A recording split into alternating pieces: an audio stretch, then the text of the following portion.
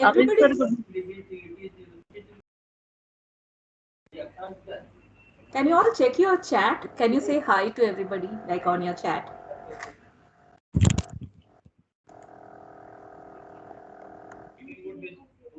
Distance पर depend करेगी, वो दूरी डिस्टेंस पर डिपेंड करेगी, आप कितने दूर से कोणी दूरी ले रहे हैं, आप पता लगे वही कोण दूरी हमेशा अपने आई side. Garima ma'am, can you check your chat whether it's working or not?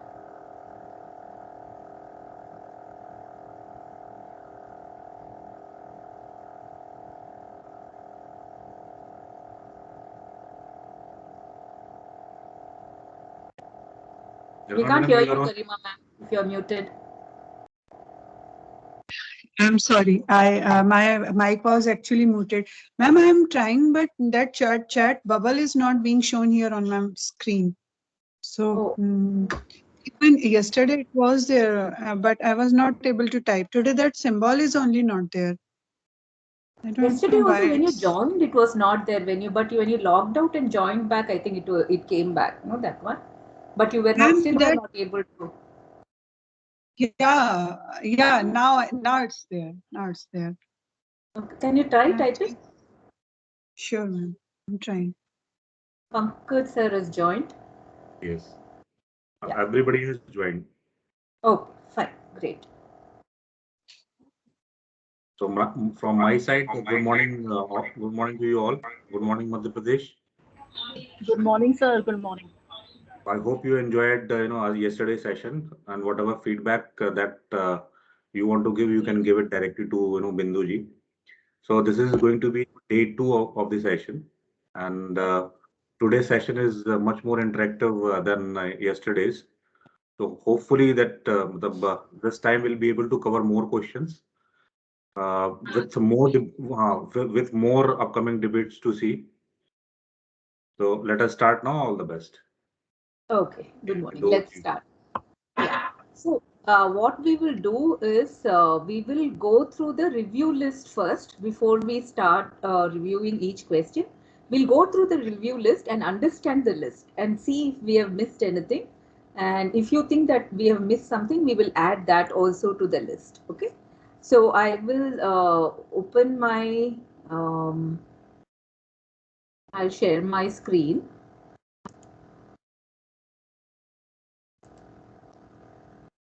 Sorry, not this one, not this one, sorry.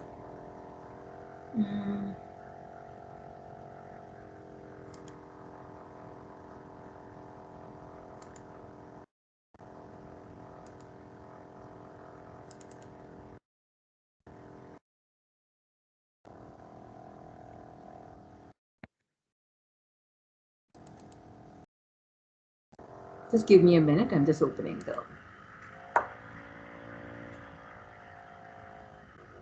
How many of you got a chance to go through the passage, CBSE passage and the questions? Is there anybody who did not go through it at all? Okay, so I assume everybody has gone through it.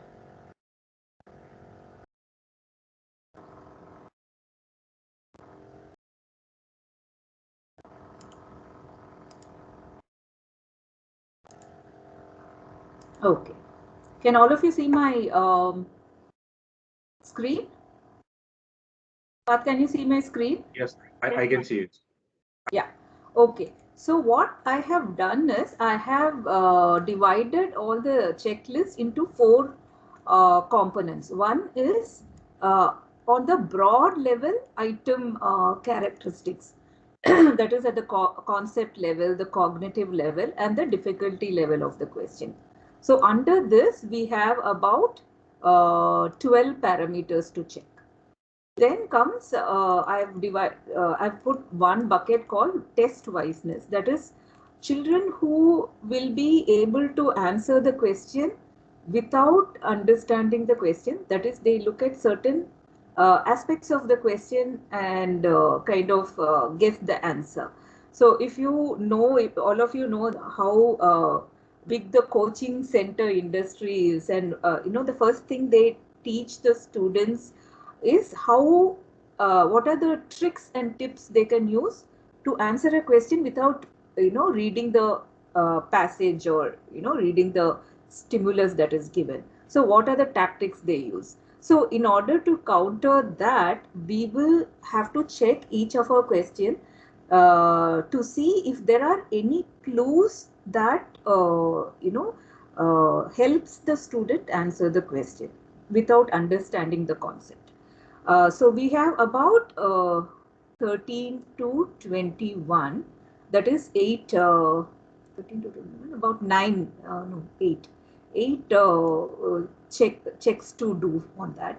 Now there is the other category of errors where, in test wiseness, what we are doing is we are checking if the child is able to answer without understanding. Now there is a section called irrelevant difficulties.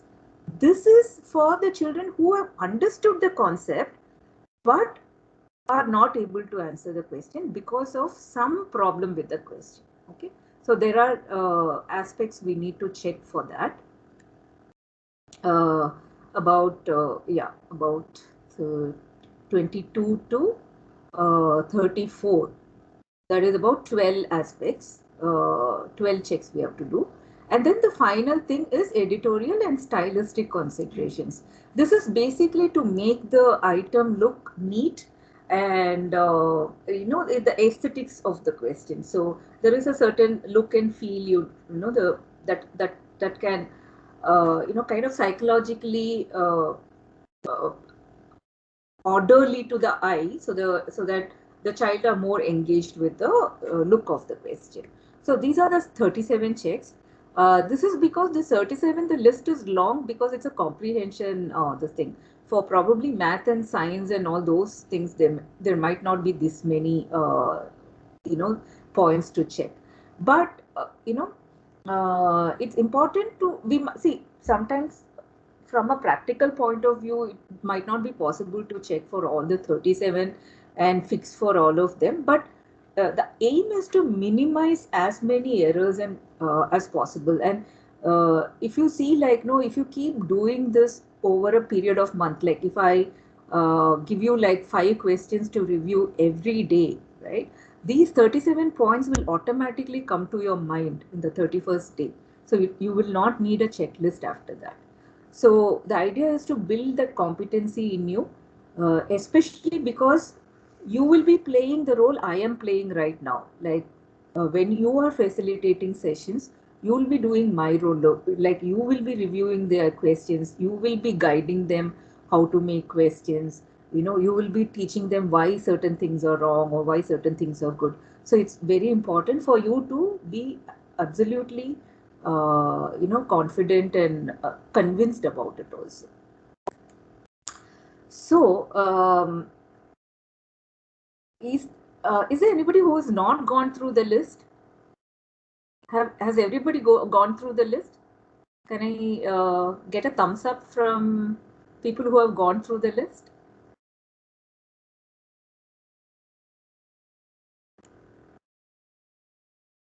I know Joshi sir has sent. This is good. I'm sorry, I couldn't go through the list. Okay. Anybody else who's not gone through the list?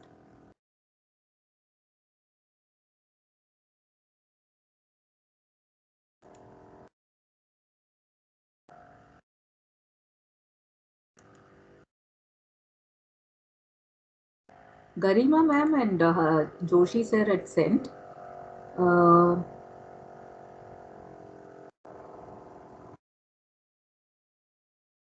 Okay, so what we will do then is people who have not gone through the list, they will be guiding the now.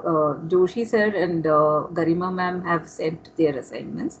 So those who have not done will be leading the sessions today. So now that we have 4 sessions, 4 sections of review, that is like concept level, test wiseness, difficulties, and editorial considerations. We can assign each one section to everybody, and we'll go through the list. Okay. So right now I will show each question on my PPT, and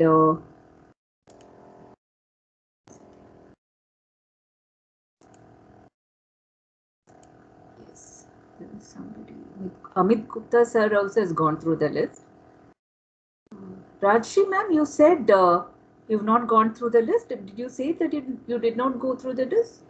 No, You ma'am, I typed have yes. gone through the list, but I couldn't find emoji for thumbs up. So I have written yes. Okay, fine. So, so all of you have gone through the list, right? So that's okay. So then in that case, we will start with people who have sent the assignments, and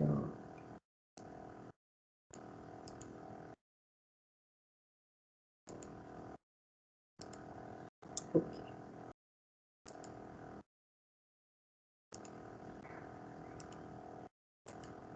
Can you see my PPT? No, ma'am, not yet. Not yet. Not it? Oh.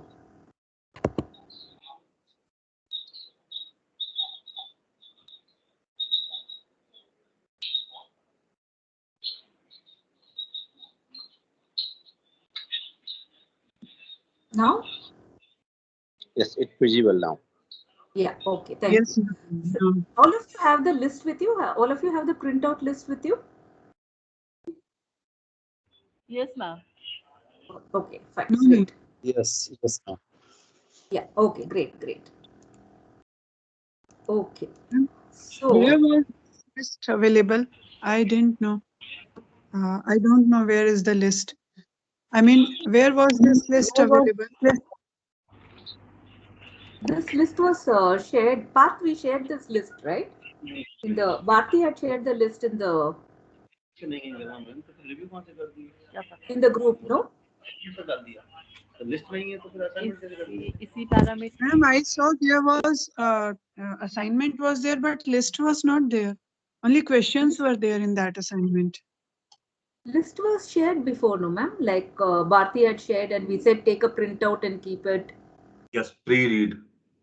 Pre-read.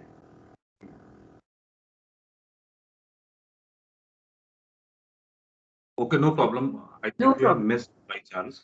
Yeah. Yeah. So, ma'am, are you in the office with others, or are you attending from your school or somewhere? No, ma'am, I am in the library of RSK. I'm sitting here alone, and here I am attending the training. Okay, so I'm- you see the question. I will be showing the questions in the on my PPT. Parth, can you share that review list with ma'am on again on WhatsApp, so that she can open it in her phone and then she Yeah. can look at it. Yes, ma'am, Right? that would Yeah. convenient. Okay. Thank you, ma'am. So all of you have read the passage, I'm assuming. So we will go to the first question. I've shared the list. Pardon? I've shared the list. Okay, fine. Yeah. So shall we go? Since Joshi sir has already sent the assignment, Joshi sir, can we start with you?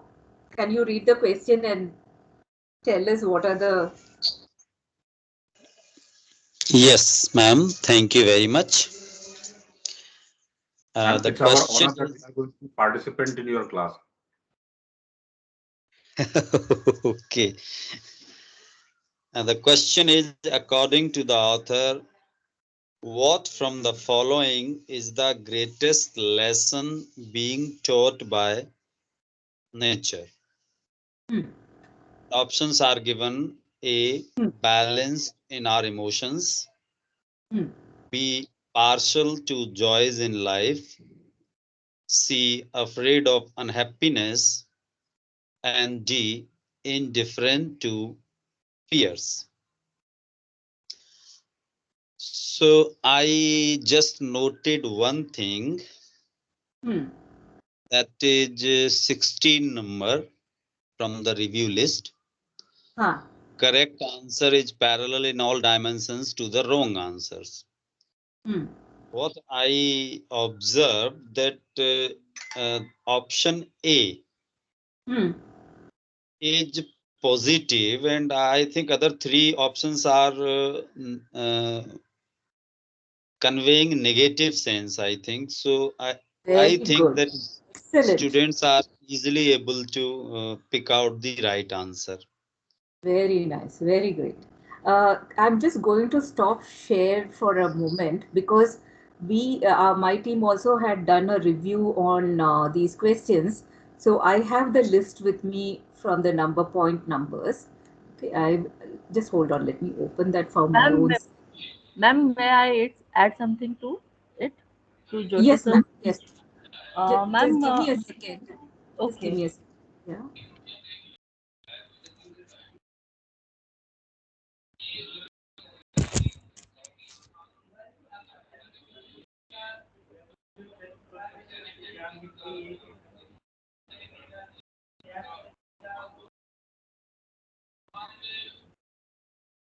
Yes, Rashmi madam, you can carry on.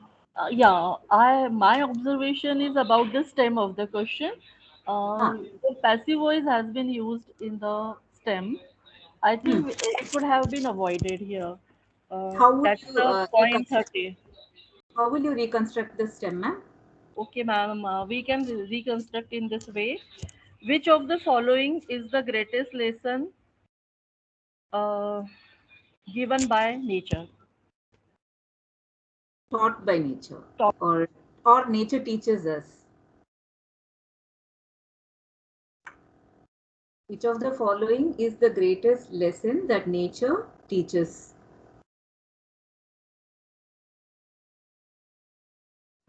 And one more thing, ma'am, I think B and C options, I think they are a bit overlapping.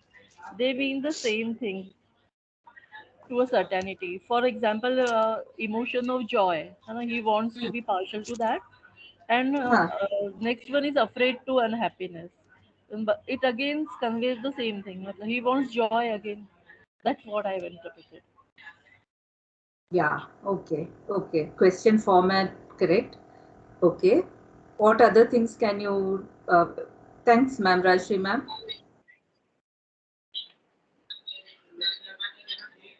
Anybody else? Yes, ma'am. Yeah. This is Amit. Yes, sir. Okay, one point I agree with Joshi sir. The other point that I agree with Rashmi ma'am, that it seems that overlapping, and one point is of that related to which can be an overlap. I think unnecessary use of passive voice. Yes. Yes, it can be avoided. Yeah. It can be avoided. Okay. Correct. So I have one more thing. 20 points. 27. Okay, let me check. I have pointed down the actually. Ma'am, there are 37 parameters. Ma'am, I'm telling you, these 37 parameters, when you constantly do it, so now for the last 3-4 months, I've been reviewing your questions, no? So for me, these things come very intuitively because I've been doing it on a daily basis, right? For you, you've been teaching, you have other engagements and things like that. So, but once you make it like what you call the habit of the mind, no, then this list doesn't come. It will automatically you will do. See, now you've pointed out the passive voice, no? So the next time when you look at a question, no, you will immediately check it instinctively. Yes. Right. Of course. So that is the beauty of practice. So next time you won't, you will check that, and then it becomes a part of your thing, ma'am. So it's really not rocket science. So yeah. Anybody else? Any other points? Can you check? Yes, ma'am. One more. Yes, Amit sir, please carry on. Yes, sir. Yes. Sorry. Should I continue? Yes, Amit sir. Okay. We could have avoided the fear, the word fear in the D option. Okay. It is being used as it has been used in the passage. So it can be confusing for the student, indifferent to fears. Okay. It can be avoided. Means the same word has been taken from the passage. Yeah. In the passage, if you see, okay, anybody else? I'll come to the Pankaj sir, you can go Yeah, ahead, Pankaj sir. sir, you can. The question, item 30 says there is no unnecessary use of passive voice. I think the use of passive voice is not unnecessary here because nature has been personified here, but it does not act as a person or as a human being. So, in this sense, there is no unnecessary use of passive voice, and it is well understood by the readers. So, it is okay. No, so the question here to ask is, suppose the question was worded, what is the greatest lesson that nature teaches us, according to the passage? Both the questions convey the same meaning, and No, both no. are well understood. There is no Pankaj sir, ambiguity. yeah. So Pankaj, no. We are not talking about ambiguity. We are not talking about confusion. Nothing. We are coming purely from a student's point of reading friendliness. Because for us adults, grown-ups, these things don't make any difference. But when a student is reading, not at our level, at their level, when we say that what is there's a lot of disturbance. Somebody's Yeah, carry on. Yeah. So when we rephrase it as like no, what is the greatest lesson that nature teaches us? You know what? We are not talking about confusion, reducing confusion. We are talking about reducing a reading load, a grammatical semantic reading load. So it's easier for a child to read it in a simple manner and start with the question. So these are subtle points. These are not very. This is not a point of right or wrong. I hope I'm conveying a point. So these are things that have been researched and they have said what is more reader friendly for a child. So everything is correct. Most of more in this 37 points. If we see I mean, if we say okay, 50% of the points we can do away with. That the thing is, it's not that. It's about making the question paper more at a international best practices level. So if I have to take a very crude example, right? Why do we iron our clothes before wearing? Why do we present ourselves well when we go to a formal meeting?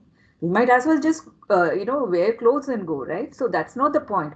The point is to put in the best effort so that the child is able to read it in a fast and simple manner and get on with answering the question. Okay, Pankaj sir? Yes, ma'am. Yeah, thank you. I got your point. Yeah. So Joshi sir pointed out a very valid point that only the correct answer is a positive options and all of the other ones have negative connotations, which is a very great giveaway, right? Like when you say what does the nature teaches us, we already come with presumptions of nature is good for us. There's nothing negative about nature. So especially when you have one good thing and all the other three things is wrong, it's very easy to pick up a question. So this is a very this kind of is a very like a common sense, somebody who doesn't read the passage also can pick it up. So and Rashmi ma'am also pointed another very good point that need to be keep the language as simple as possible for the child to read. Okay, my team has noted down 1, 2, 3, 4, 5 points. Out of that, we've pointed out, simplified answer. No, 4 points, out of which 2 we have pointed out. The other one was like, if you look at the passage, right? Let me go back to the passage. Excuse me, ma'am. Can I add something? Yes, sir. Oh, I thought I covered everybody. Please, I'm sorry. Okay. Well, I think the question number 1, after having a look at the options A, B, C, D, I think option A, it talks about emotions, and rest of the option, that is B, C, D, They are talking about joys, happiness, and fears. I think it is a little bit addition to the Rajesh ma'am's comment, like overlapping. I think option A, B, C, D comes under an umbrella of emotion. Very great. Very nice, sir. Very absolutely fantastic point. Because it looks like an umbrella option, right? And under which all the other options can be absorbed. So emotions is a wider term, and joys, happiness, fears, everything is like subset of emotions. So if you apply a little bit of logic, like you cannot go past A as the correct answer. Because all B, C, D will all look like a subset of answers. Amit Kumar sir, very nice point. That is one point like I was about to say that my team has pointed out. So 3 out of 4 points we've pointed out. Anybody else wants to add anything?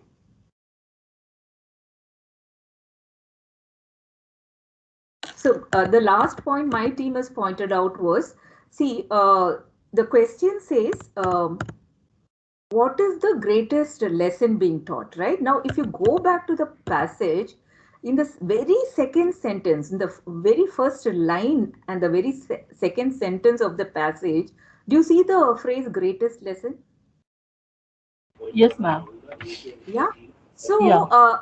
A child who has looked at that greatest lesson and that answer is there in that sentence itself. And if you go to the question itself, right?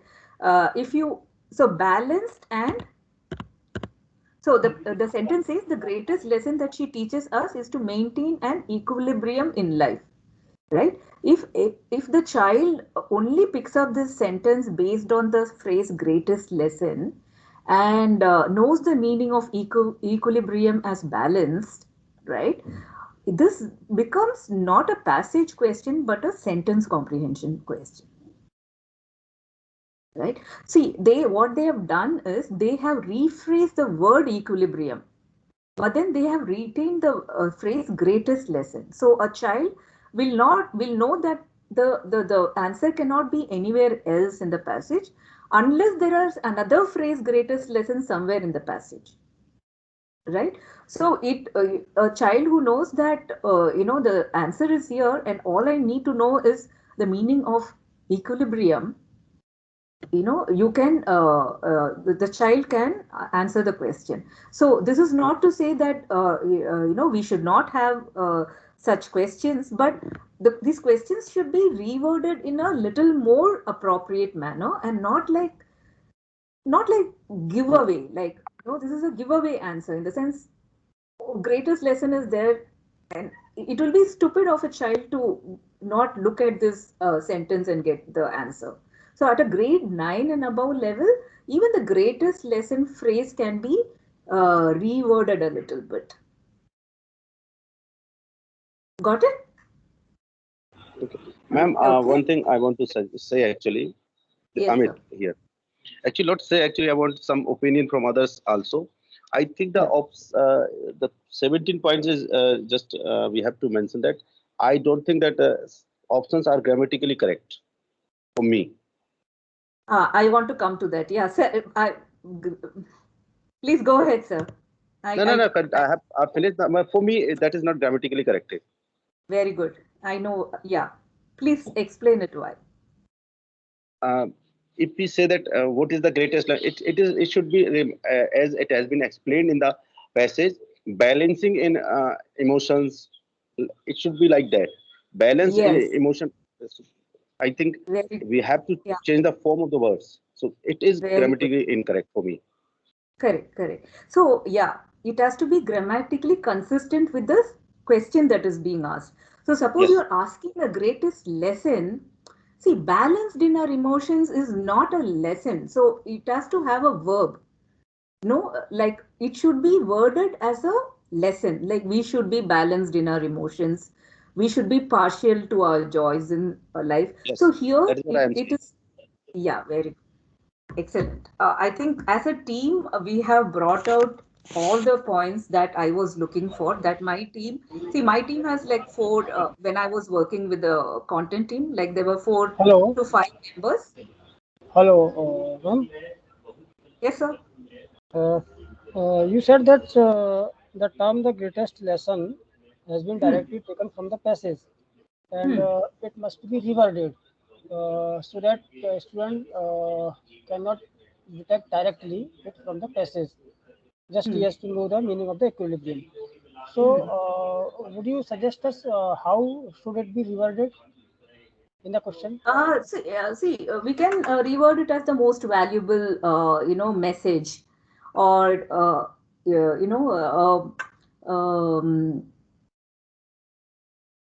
Okay. So we got the point. Similar meaning words we can use. Yes. Yeah. Okay. Don't make it like a verbatim. Then what it becomes is it becomes a word spotting question. If we use verbatim from this thing, see, unless there are in many places there is this phrase "greatest lesson" repeated, no, then it's okay. Then the child has to go through all the instances and pick up the correct answer. But if there is only one phrase which says "greatest lesson," then it becomes a verbatim, like a word spotting, word matching, visually matching question. So it's better to rephrase these questions for higher grades. Okay, so this was really good, and we have covered all the points. One is like Joshi sir said that CA is the only positive one, and Rajshri ma'am said passive voice, and I think Amit Kumar sir said about the grammar, which is very a great point, because see, if you take this to a, so there are like international assessment agencies, right, like PISA, PIRLS and all. So if they do an audit on these questions, do you think that they will approve this question? No, ma'am. If it is not up to the 4-5 parameters, it's not satisfying, then I don't think it would be approved. Yeah. So grammar, correct answer standing out, overlapping options. These are all very vital points, because when they get data of student performance from this question, they cannot use the performance data and say, oh, this is the reason the child understood the passage and chose the answer. We cannot say that, because there are a lot of clues here to the correct answer. So then the data becomes invalid. And once the data becomes invalid, no, then there is no insight from the question. When there is no insight from the question, we cannot do any actionable remedials with this question. So our question has to be very tight, and the options also have to be very tight, so that we get some good insights from the question. Okay. Now let's go to the question number 2. I have my team's points here. Let's see how much we can come closer to my team. Garima ma'am, can you read the question? Ma'am, actually your slide is not there. Oh, I'm sorry. Please share. Yeah, you have to share the screen. Oh, I did not. I was not aware that I had. Can you see it now? No, ma'am, not yet. Okay. What is happening?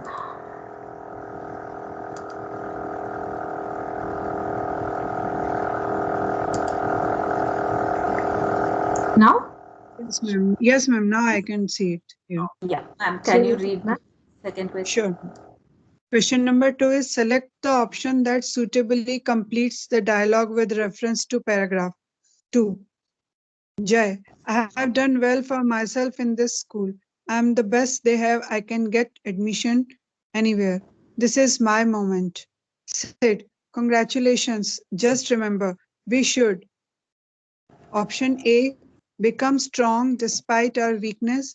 Option B, be kind and supportive towards everyone. Option C, respect the origins from where we have grown. And option D is nurture ourselves well from the beginning. The answer is not here. How many of you think the answer is not there? We will come to that. So no correct answers, Garima ma'am is saying. Others? Ma'am, shall I speak? Yes, ma'am, please go ahead. You don't need permission, ma'am. What is my observation is point number 27.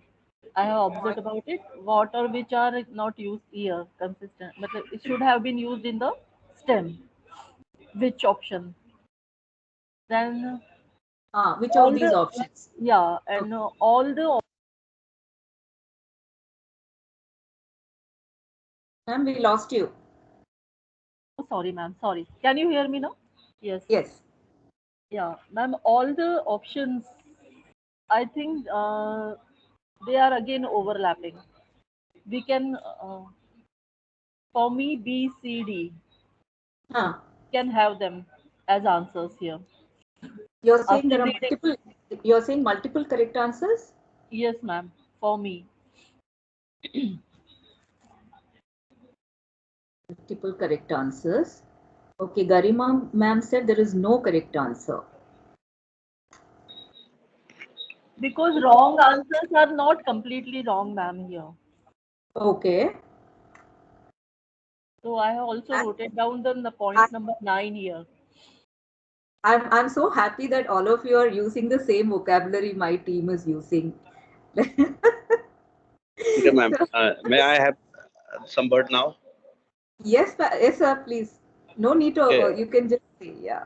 I have the same point as Rashmi ma'am suggested, but one more point that I want to add. I have some issue with the stem of the question. Yes, sir. Okay, so the dialogue either it should be above the question, or if it has to be in the same form, then the stem has to be corrected. Like select the option that suitably completes the following dialogue. Correct. Okay. Okay. Fine. Or it should be below the dialogue. Okay. Sure. Like select the option that suitably completes the above dialogues. Okay. So this is an editorial point, right? Yes. I have that issue. Editorial stylistic point. Okay. Okay, the other point are saying that the number 8 correct answers exclusively and absolutely not corrected, or they are overlapping. Okay. So point number 8 and point number 9 means we have to mention those 2 points. Point 8, review point number 8 and 9. Point 8 and 9 is the correct answer exclusively correct or the wrong option is completely wrong? Okay, we are saying that overlapping, there is no exclusively correct answer. Okay, yes. And wrong options are not completely wrong. Okay, anybody else? Pankaj sir, Mukesh sir? Yes, ma'am. This is Mukesh here. Yes, ma'am. Yes, sir. Sorry. Yes, Mukesh sir. Please carry on. Okay. Thank you, Pankaj sir. Well, I think in this question, students have to first read the passage. Then, when they come to the question number 2, again they have to read the dialogues of Jay and Sid. So I think there is a lot of reading load. Okay. Okay. At the same time, they have to comprehend the passage 2, which is going to be related with the Jay and Sid's dialogue, right? So it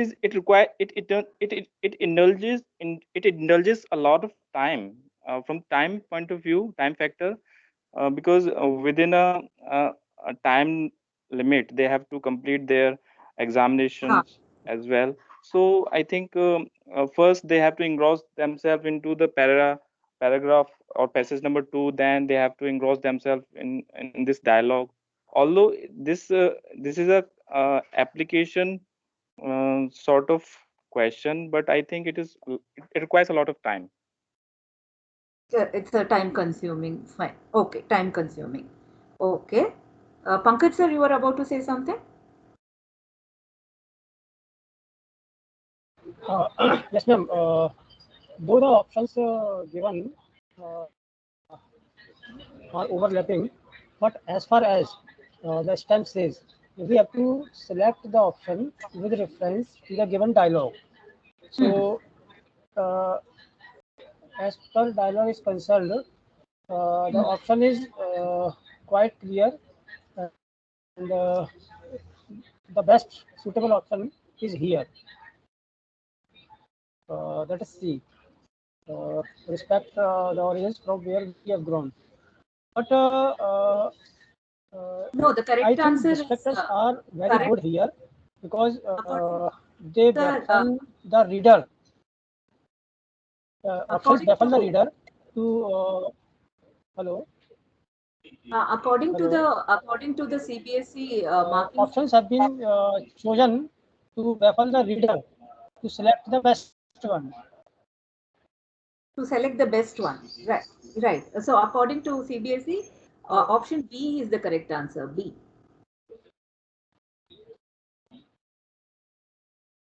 So if we go to paragraph 2, let me just go to paragraph 2.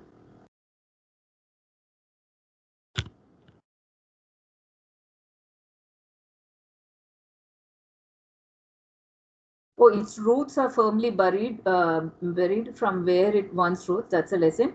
To keep ourselves grounded, respect and embrace our roots and give something back to those humble beginnings that nurtured us into who we are. So basically, respecting our origins and give something back to our origins, right? So that is so up. To respect the origins from where we have grown. So in the dialogue itself, like suppose I did not show you the options, okay, and suppose I also suppose only the dialogue was given, okay? and we tell like no, complete the dialogue. What will be the best answer in your mind? Because Jay is saying I have done well for myself in this school, I am the best they have, I can get admission anywhere, this is my moment. Does it first of all have any relation to what the paragraph 2 is saying about? Does Jay say I don't respect my roots, I don't care where I come from? What he's doing is just boasting about himself. He's being too proud and pompous. Does he say something to disrespect his roots there?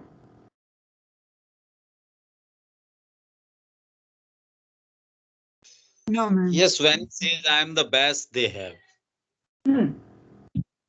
So he wants to pose himself as the best that the school can have and not other students. But he's not disrespecting the school, no? Pardon, ma'am? He's not disrespecting the school, right? No, I can get admission anywhere. Yes. This again he says that I can get admission anywhere. It looks as if he is not going to give much importance to this school. This is my movement. Anywhere I can. It looks as if he is just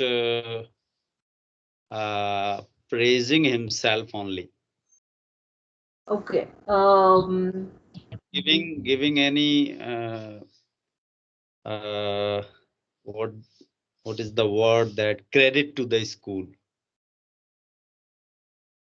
for his success. I would just try to continue the words of Joshi sir.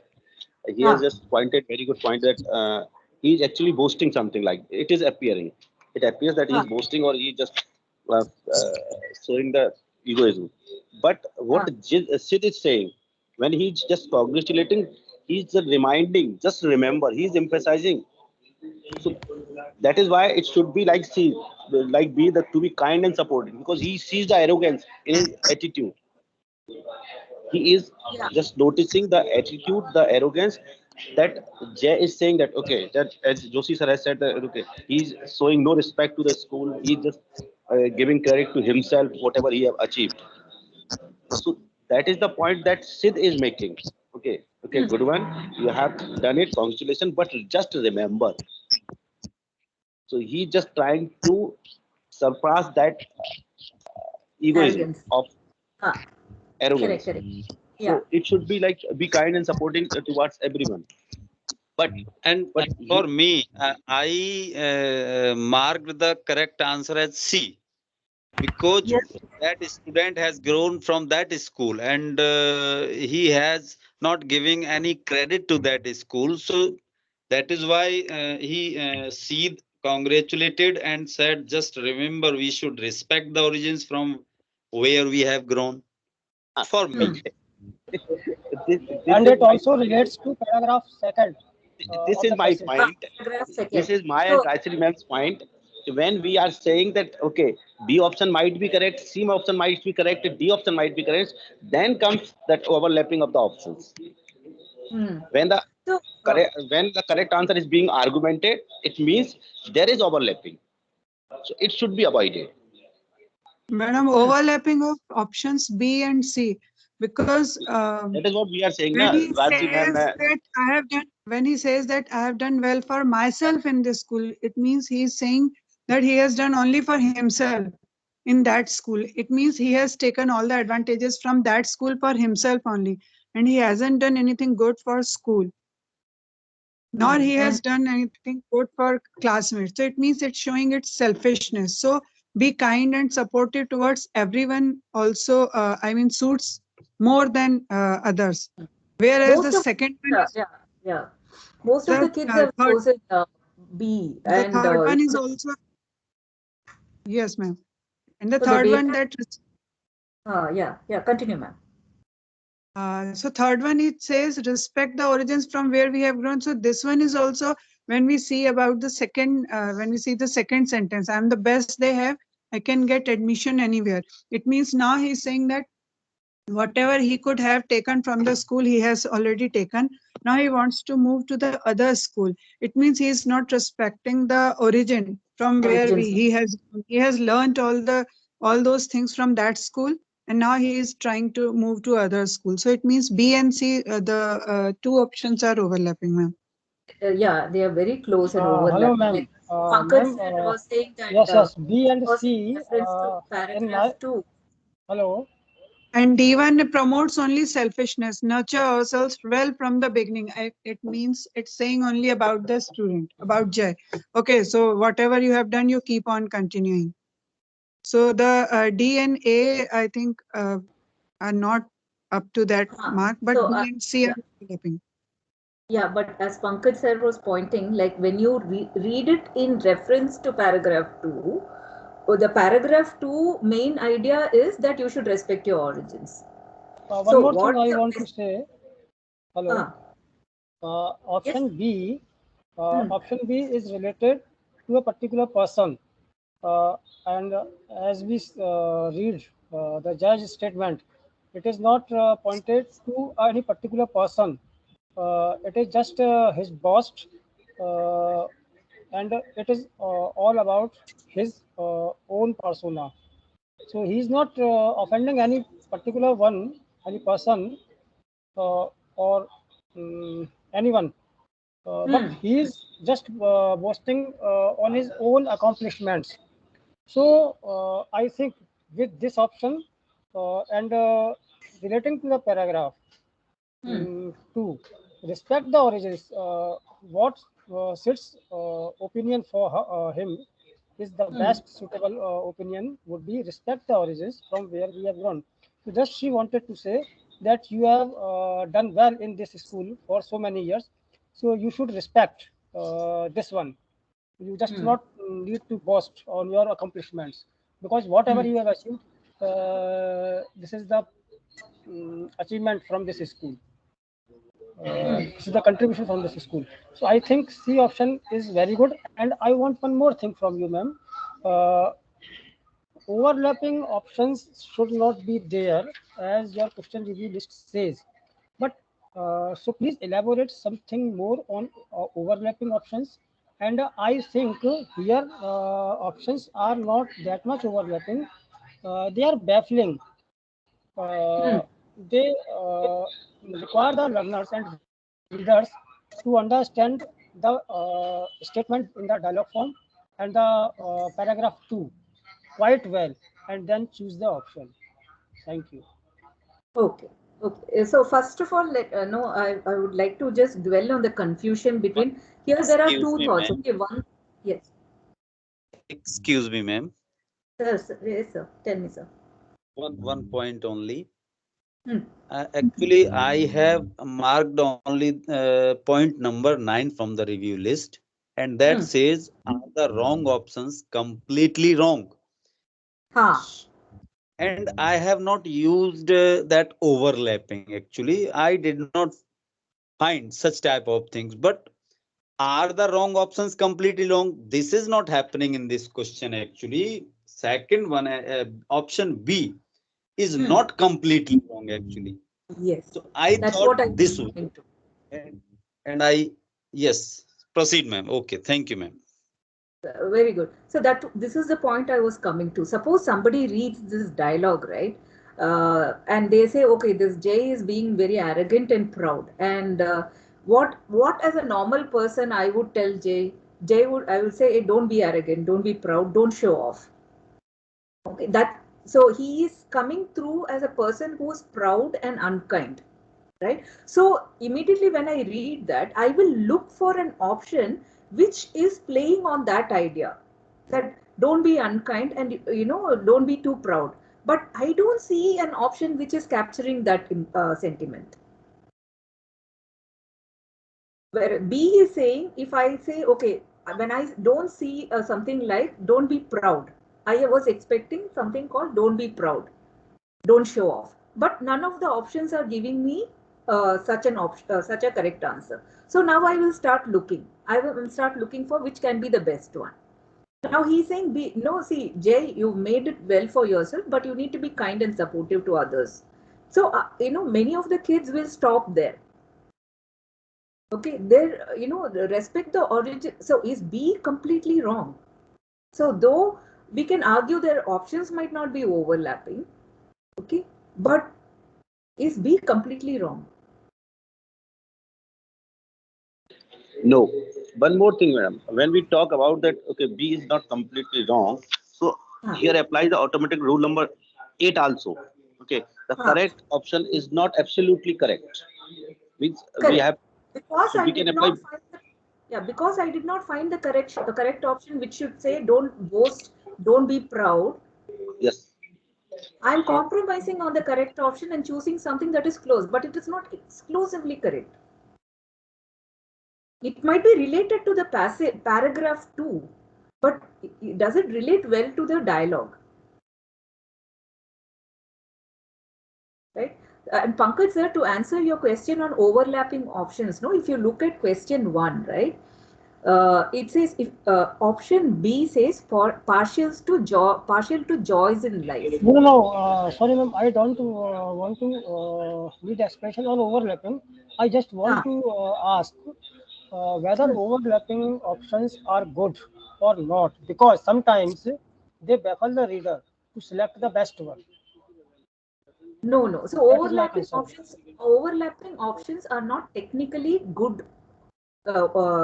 Make for a technically flawed question, because we are saying overlapping options means what? Then two options become one option basically. So for example, if you look at question 1, B and D are completely overlapping options, because when I'm saying partial to joys in life, it also means that I'm indifferent to fears. Right?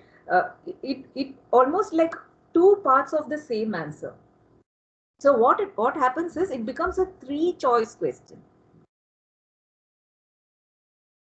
So when you're saying that it's a multiple choice question, four choices multiple choice question, when you have overlapping options, then it technically reduces the number of options. Actually, if you say in question number 1, option A is a superset and B, C, D are all subsets. So in that, it is a very giveaway kind of a correct answer.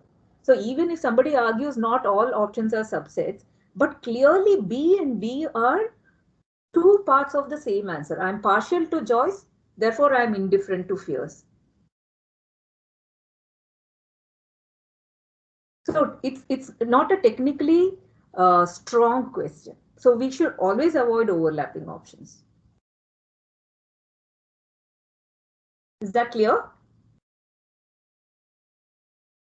Yes, ma'am, absolutely. Okay, we'll go to the next question. Any questions? No, ma'am. I'll go to the next question. I think first question Joshi sir read. So what is the result of the second question? Second question. Okay. What would be the correct option? Because there are two groups. Some choose B1, B option, and some choose C. So which is the best one? So it's a debatable correct answer option. Most likely in EI, it will depend on the data. If more kids have chosen option B and left option, so I don't know whether did we go through the PBC. I think the next workshop part is about data analysis. Parth, are you there? So in the next workshop, I'm there. Next workshop is on data analysis, right? No, it is again going to be on facilitation, but it has to be on the assessment. After that, it is data analysis, no? Yeah, after that, it is going to be sampling. Oh, sampling is it, not data analysis? Oh, I wish I had known. Otherwise, I would have told you how based on the data we get, right? Like how many kids have chosen option A, how many kids have chosen each, option. And then there is another data also. How many of the kids who performed well in the entire test have chosen a particular option? It's called a PBC data. So one at is some point of time, at some point of time they have to go through the data analysis also, but so you can give the overview, no problem.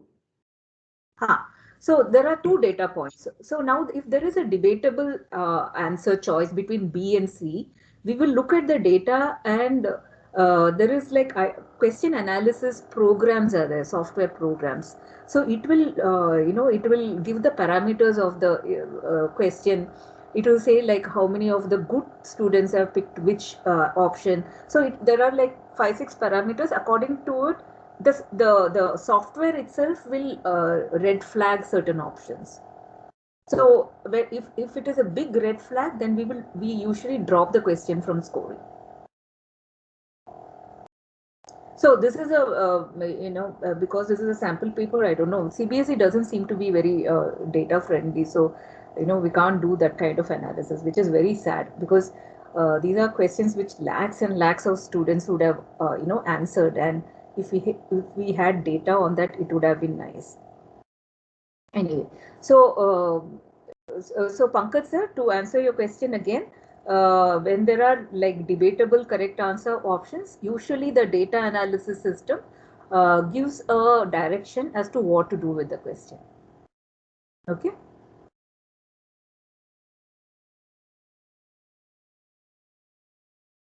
Okay, I'll go to the next this thing.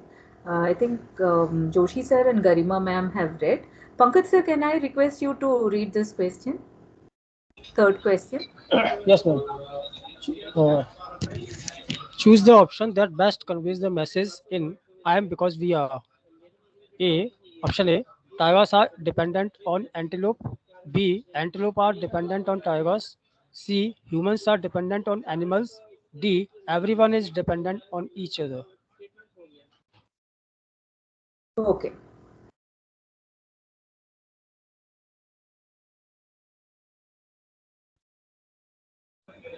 Ma'am, may I say something? Yes, sir. Yes, ma'am. Ma'am, here we are having the same situation as the question number 1. Yeah. Yeah. He is the super subset, and the ABC options are subsets of it, I think. Very good. Thing is happening. Yeah. So now do you see how automatically it comes to you? Yes, ma'am. I was also about to say the same thing.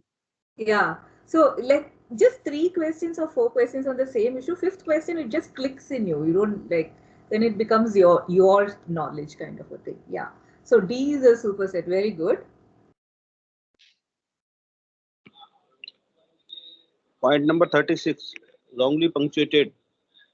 Wrongly punctuated. That happened in the first question also. I was not concentrating on the format just for now. I want to capture more important issues. So even in question number 1, they are phrases, so we should not use sentence punctuation. Okay. Ma'am, also question stem should be changed. Who said punctuation? Amit. Amit sir. Yeah. Ma'am, question stem should also be changed. Question stem. Huh.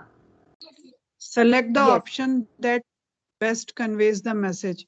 That should be the question stem, ma'am. Why, ma'am? Like choose is also fine, no?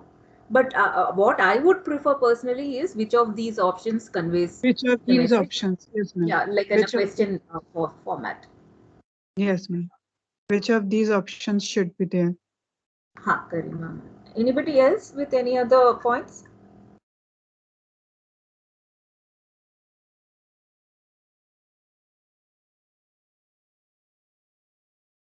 One more important thing. Okay, like do you need a passage to answer this question? That was striking my mind. I am because we are. Again, he has learners, I think, don't need to go back to the paragraphs where it is, because already he could have the meaning of this. I am because we are dependent on others, and everybody or everyone is dependent on each other, easily can be found out. Yeah. So you really don't need a passage to ask this question. It is a sentence comprehension question. So in A and B, those nouns, right, tigers and antelopes, can be anything. Like we can interchange it with anything. It doesn't matter. D can only be the correct answer. And option C, if you see, it is not a correct answer even outside any passage. Because humans are dependent on animals is true, but they're not dependent only on animals. So with some sort of an elimination, right? Like, first of all, what Joshi sir said is enough, sufficient to pick up option D.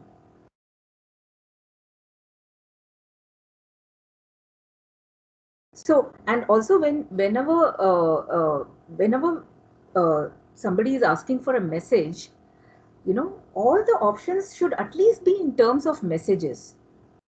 You know, when you're saying tigers are dependent on antelope and antelope are dependent on tigers, they are not messages at all. Humans are dependent on animals, or at least can be interpreted as a message. But tigers are dependent on antelope is not a message. It's just a factual information. A and B are factual information. So it should question when you're saying which of these conveys the best message. All the options should be messages, and one of the message should be the one that is being conveyed. Here it is almost testing, can you differentiate between a message and a factual information? So what is your question objective? Is the question objective? This question tests whether students can differentiate between messages and factual information. But whereas the original testing objective would have been, this question tests whether students can identify a message conveyed in a paragraph or in a passage. It is not meeting the testing objective. So it's very important whether the testing objective is being met. So kudos to Joshi sir to bring out the very vital point. Okay, and what are the other points my team has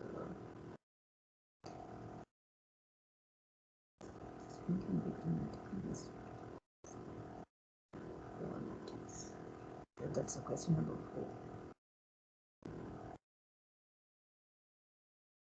Yeah, punctuation. Yeah, we've covered everything. My team is also. I think you all can join EI now. Content. Okay, we'll go to the 4th question now. Amit Kumar sir, do you want to read? Yes, ma'am. Thank you very much. What qualities do the birds and squirrels display when they warn others of possible danger?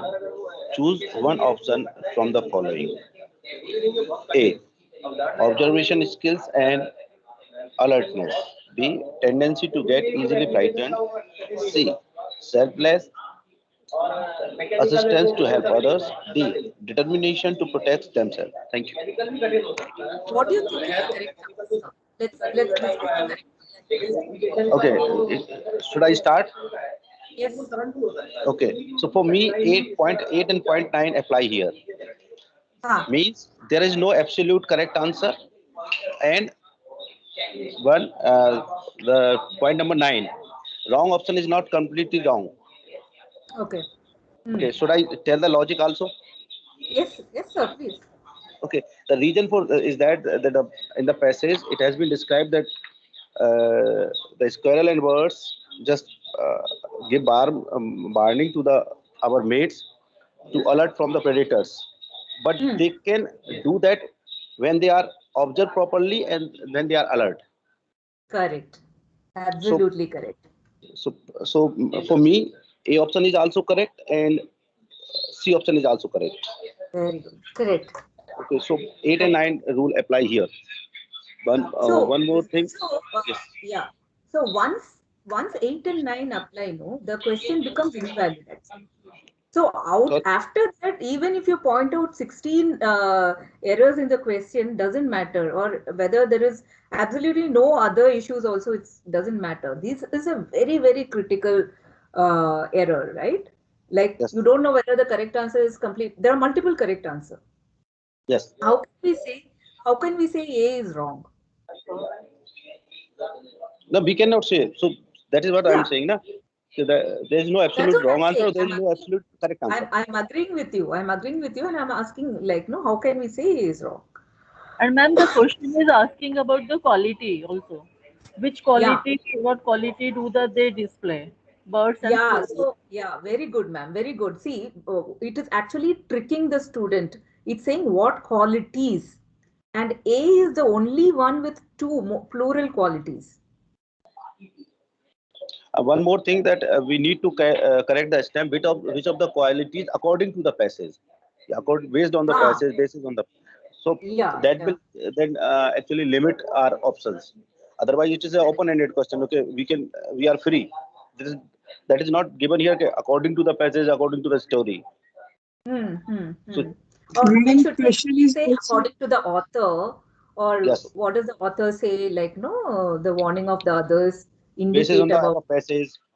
Like Madam, question language is also wrong questions, because when they are already saying what qualities do the birds and squirrels display, then there was no need to mention again choose one option from the following. It should have been that question only.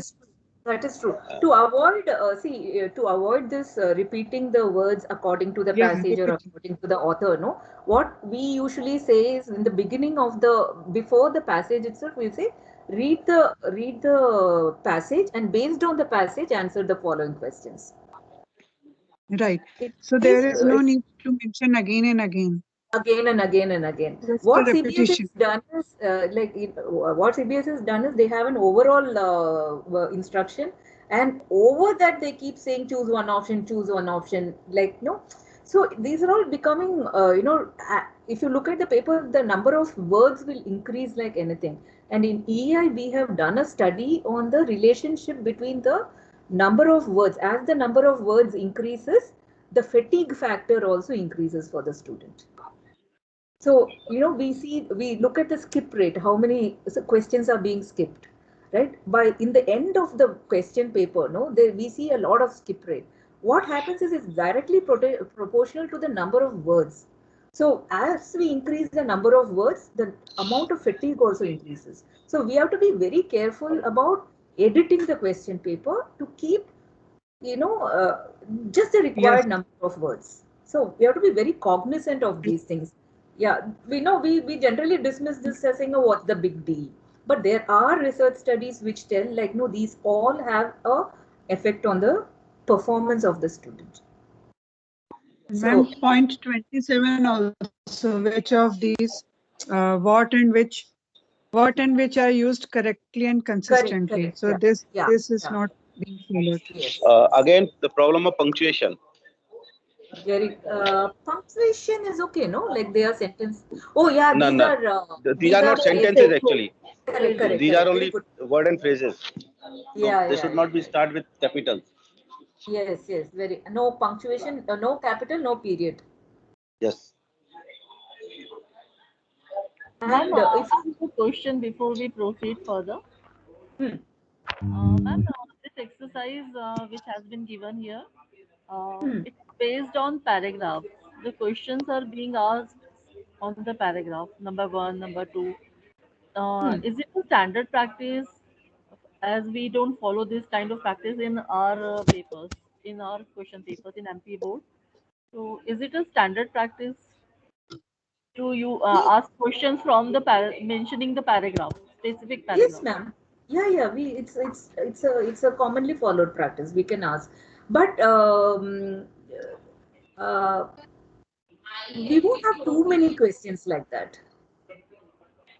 Just one question per passage or something like that. Otherwise, it will become a paragraph comprehension. This. That I thought it should be like life. So that was the reason. I was not aware behind the thought of this life. So I just informed the started my part life like that. I informed the Shivani. I thought somebody's notes. There's a lot of back. उनको क्या मालूम नहीं तो I thought मैं वो सोच के उनको बताई हाँ nothing else हाँ can you all mute your phones please? Thank you. What else can you see? Anything else can you see in this question that is a red flag to you? Options are not parallel actually. Only B, C, D are parallel, but option A is not parallel to others.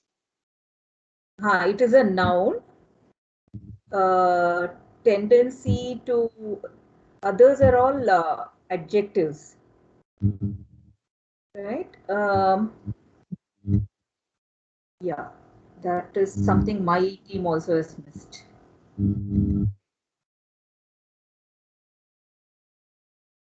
Okay. Do you think any word in the stem has been repeated in the correct answer and this flowing?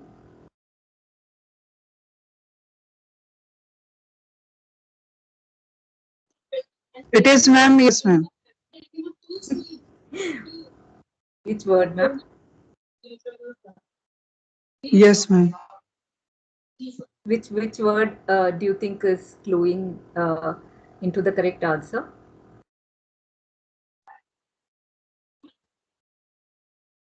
Option C, according to CBSE, was the correct answer, not A. Yes, to warn others of possible danger. So this is selfless assistance to help others. So here a student can easily guess that this is the correct answer without going through the passage because of these words. The word others is repeated. Yes, ma'am. Yeah. So if you want to repeat words from the stem, like just repeat. In all the other wrong options, also try to use some words from the stem. So if only one, if only the correct answer is using, a word from the stem. These are the things the coaching centers will teach the students in class 10 and 12 students. This is what they will teach. What they say is, children, don't read the passage. Look at the question and look at the answers. Do you see any word from the question being repeated in the in any of the options and not in any other option? Choose that. So they all, what the coaching centers and all teach is to how to manage your test time better. So don't waste your time reading the whole question. Don't waste your time reading the passage. This is what those people teach. So what it, the entire point of testing comprehension goes out of the window. Okay. So even there's a one minor point from vocabulary point of view. If you see option C, it says selfless assistance to help others. Like help others is kind of redundant. So selfless assistance and help is the same. So, you don't need to repeat that. You can just say selfless assistance. They could have just stopped with selfless assistance and not used to help others. They could have avoided, repeating word from the stem and, made the other options also concise. Observation skills, frightened, tendency to be frightened is fine, so no, they could have tightened the options a little bit. So even though human reviewers might not pick up these things, this item analysis softwares are very, very sophisticated now. They can pick up all the semantic cues and everything. Even the human eye, which is missed, it will pick up all these things. So to make the questions very technically tight, we need to but from what I'm seeing, like all of you are able to point out the very vital errors. So that's a good sign. We will go to the next question. Who else has not got a chance to read? Rajni ma'am, did you read? And Mukesh sir also? Not yet. Yes, ma'am. Can you read? I think Mukesh sir also has not read. So we'll go next to Mukesh. Yeah. You read, ma'am, now. Yes, ma'am. Select the option with the underlined words that can suitably replace lurking. Option A, the policeman pulled up the person who was wandering aimlessly through the city. Option B, the thief knew that remaining hidden was the best strategy to avoid being caught. C, the policeman was caught on camera while pouncing with force to grab the fleeing culprit. D, the thief was walking boldly into the house thinking it was devoid of residents. What is the correct answer, ma'am? Ma'am, I think it was B. Correct answer is B. Okay. But ma'am, I think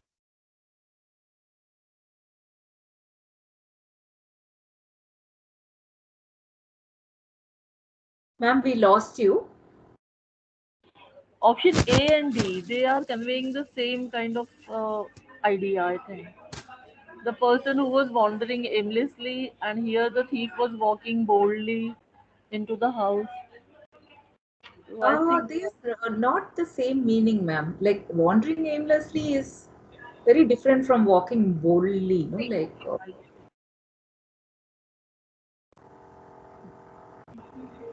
anything else you found, ma'am?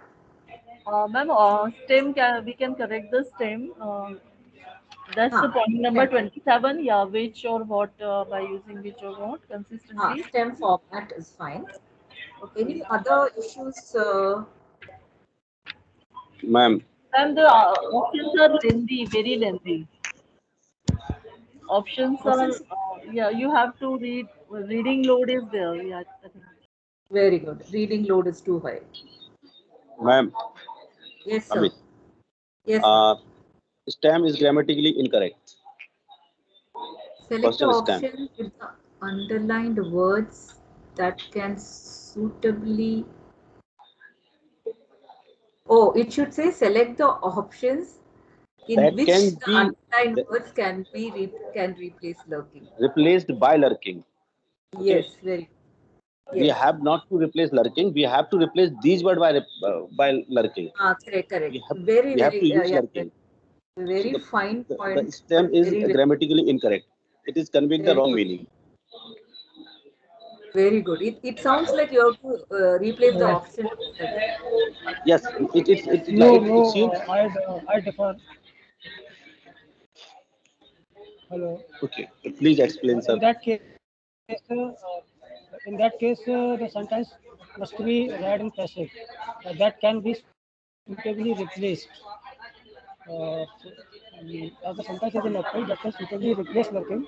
I think the sentence is okay grammatically, but the place of period must be before the paragraph 4, that is in parenthesis. Sir, Pankaj sir, right? Period You say should be. if you read it as select the option with the underlined words.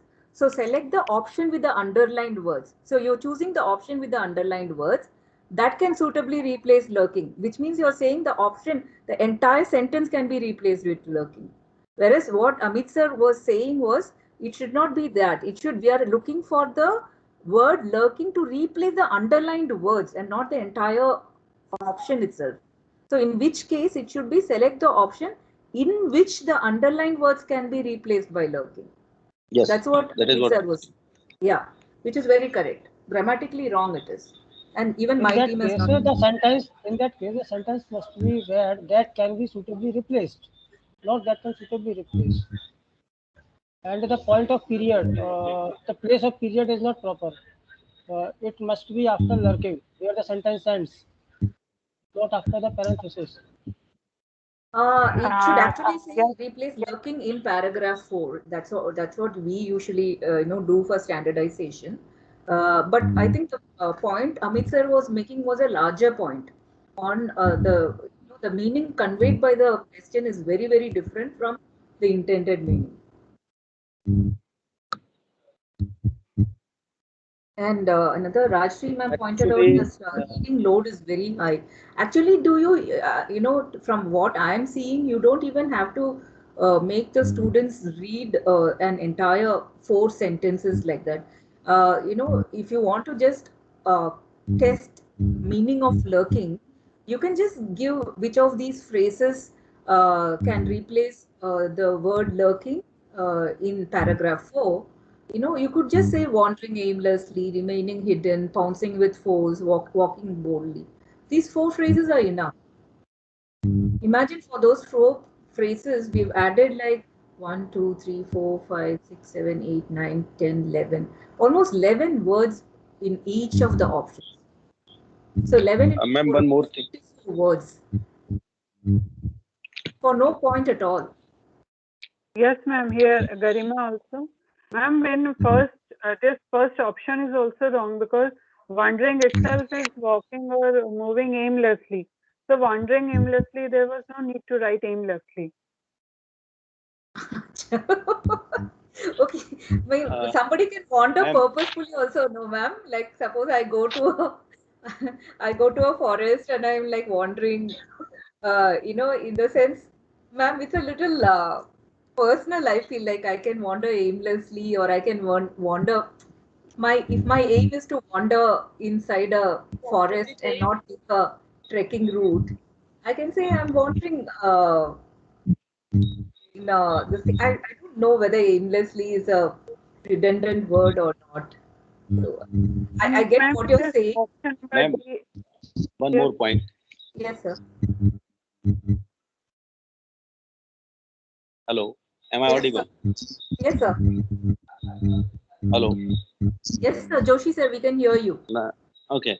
My point is that we have been told by you. Hello. Yes, sir. I can hear you, sir. Hello. Joshi sir, who is talking? Joshi sir or Amit sir? I think my voice is breaking. I think. Is it? No, Amit sir, we can hear you. You can Amit. go ahead. No problem. We can hear you. Am I audible to everyone? Yes. Okay. Thank you. My point is that we have been told that when we are asking any question related to the vocab, we have been if we are asking any question. Hello. Yes, sir. If we are asking any question related to the vocabulary or any phrase passage. So it's better to underline that those particular words in the passage previously. Yes. So it's better to underline lurking Yes. or some important words in the passage. Yes, yes, That is also missing in the passage. Yes, that is a very good practice, because we don't want I child think to I think it has the word has been italicized. in the passage. No, not in the passage, in the question. No. So See, what question- Amit sir was saying, it's better to highlight Definitely, it with the definitely, paragraph. it's better. It must be highlighted or it must be within quotes. But I think here it is italicized. But Here that's it is not being enough to italicized find in the out. question, but we are talking about the child, about the time the child I am was saying looking so. for the. I am saying so because it reduces the reading load of the student. He can directly go to that particular passage or line and get what the author want to say by that particular meaning. Yeah. We So don't he want need not the to child. read the passage again and again. The whole we passage. don't want the child to be searching for that word. Yes. So he can go through only that particular line or that particular sentence that the word is being used over there. So what we can Mukesh do sir that has for to say reducing on the this? reading load. What Mukesh sir has to say on this? Mukesh sir? I think, sir, I agree with Pankaj sir here, because the word lurking is written in italics. Okay, so I think it is highlighted in some sense. No, I'm not saying that it should be highlighted in the stem. I'm saying that the bouquet that we are asking, it's not about lurking. Well, suppose that we are asking some other meanings as well. They should be highlighted in the passage so that student has not to read the whole paragraph again and again to search that meaning or search that word. If it is underlined or highlighted in the passage, the student can directly go to that particular line or paragraph. Yeah. Amit sir is saying it should be highlighted in the paragraph so that the child does not go through the words to look where that word is. It has to be highlighted in the question, that is fine. But it would be easy for the child to not spend time. As per my understanding, I think the structure of the question is correct. Structure of the question, we're not talking about the structure of the question. We talked about the meaning of the question and how the word needs to be highlighted in the passage. And there is a lot of reading load in all the options and the STEM format. And one more thing. I would like to raise one question. On the one hand, we are discussing that we should not use any word from the passage that students can easily go to that particular place to answer the question. That is and for on the other hand, we are saying that is for comprehension. We should highlight that word so immediately he could reach there and answer the question.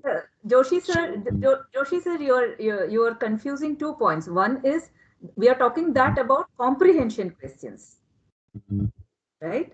So we don't want child to look at the very second line. There is a phrase, and the question stem has that phrase. We are decreasing the reading load. On the other hand, we are increasing reading load. So that is a comprehension point. No, here that is a comprehension point. Here it is a vocabulary point. When here comes a vocabulary point, we want to know whether the child has understood the meaning of the word. So we don't want to the child to go searching for the word. Okay, thank you. Yeah, it increases the labor load. It doesn't increase the cognitive load. It increases the labor load of the child. Okay, thank you. Yeah, and one more thing. It will be time consuming for him. Yeah, that's what that's what it will be. Another point. Anybody else? Otherwise, I'll can cover one. Yes, sir. This is Mukesh. I have a query here. Like it is being said about the highlighting. Okay, so according to you, what should be the standard practice to highlight a word in the stem or in stimulus like we have various ways, like we can use italics, we can use capitals, or we can use bold letters. Okay, we can use, like Pankaj sir has said, single quotations. So what should be the standard practice? And I also have an opinion with Amit sir, like what he was trying to say, that would it be better to underline the word itself in the passage then and there? Yes, So that's what we please do. please throw light on both aspects, what Amit sir has said, and what should be the standard practice highlighting bolding, using bold letters, italics, or single quotations. Okay, just hold on. Can you see my screen with a slide, an empty slide I made right now? Yes, ma'am. Yeah, you can see. So what we do is, the principle we follow is, whatever highlighting method you choose, just be consistent with that. Okay, suppose I have a passage. Okay, suppose I have a passage with lot of words. Okay.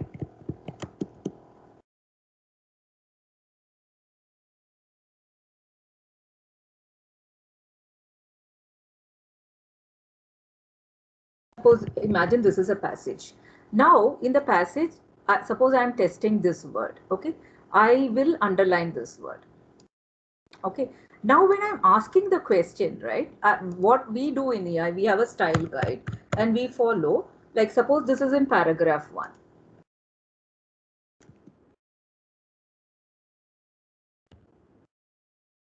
We will say, which of these is closest in meaning to the word,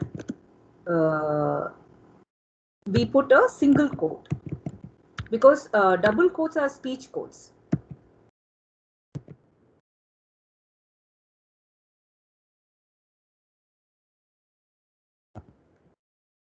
This is what we will do. Suppose if it is like any word or any phrase, we use just single quotes, but the word itself will be highlighted as an underline.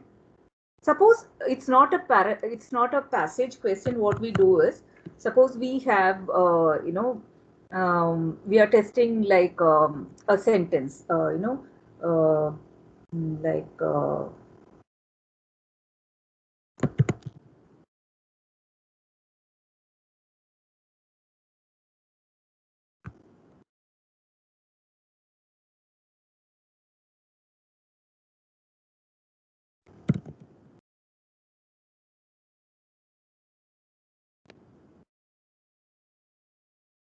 in these cases where we are saying, see, this look before you leap is not part of the sentence. So we want to draw attention to that. So this is a standalone question. So we will do a italics here. So usually what we do is to separate that word that is being tested from the rest of the question, we use a single quote. And if it is a sentence, then we use a italics to separate it from the question. So they know that is the sentence that is being tested, and this is the question on the sentence. So whatever you do is just keep it consistent.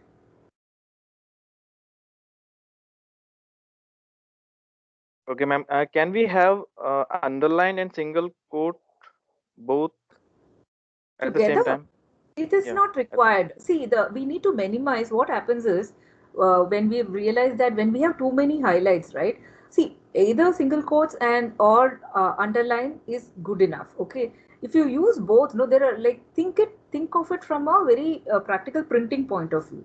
Okay, suppose the more you add load to the printing fonts and stuff, no, and if there is an error, both might not come up.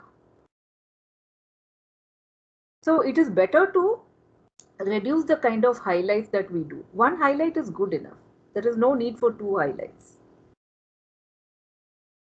Okay, thank you, ma'am. Okay, fine. Now, so another thing my team had pointed out was on question number 4.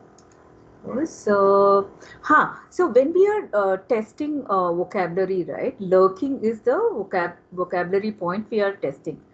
Can you see my slide in a slideshow mode? Yes, ma'am. Yeah. Okay, fine. Now look at the, so what we are testing is vocabulary, but so now when we are testing vocabulary, all the options should be made from simple words. The options themselves should not test vocabulary. For example, if you see option 4, it uses the word devoid. Do you think devoid is a high frequency word among students? No. Yeah. So when we are testing vocabulary, then the options themselves should not become vocabulary challenge. So, so what will happen is, like, many kids think that if an option has words that are big sounding and they don't know the answer to, they feel that will be the more correct answer. So they will be like sort of over attracted to that option. So we should use words that are a high frequency when we are testing a low frequency word. When you think that kids may not know the meaning of lurking, how do you use a word devoid, which is a very low frequency word, right? So we need to be very cognizant about the kind of language we use in options. What other things have come up? Use simpler words, reading load we have covered, arrange options in ascending order. Yeah, so we have covered most of it. My team has covered. That's great. Okay. I think Mukesh sir has not got a chance to read. Can we get Mukesh sir to read? Mukesh sir? Yes, ma'am. Question number 6. Yes, sir. A portmanteau word like smog plus fog is a blend of words in which parts of multiple words are combined into a new word. From the options given below, select a portmanteau word that appears in the para 6. Option A, coexistence. B, vocalic. C, full grown. D, flourish.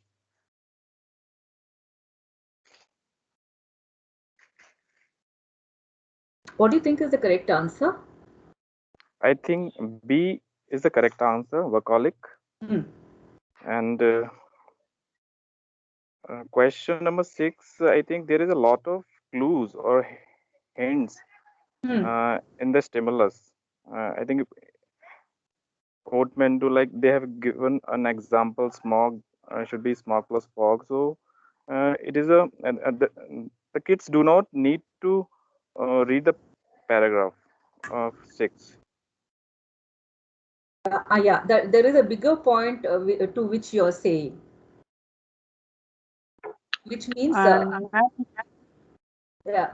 One second, let's just let us zoom in on what Mukesh sir is saying, that you don't need the paragraph comprehension to this question kind of is not related to comprehension basically. That's what Mukesh sir's broad point is. Yes, ma'am, can you add to these points? We will look at these points more closely. Madam, there was no need to mention all that portmanteau words like smog. That was not necessary at all. It is just increasing the reading load of the student and I think where the question maker is coming from is, in case the child doesn't know what a portmanteau word is, they wanted to give an example. This is a practice that I have seen and have been accepted also.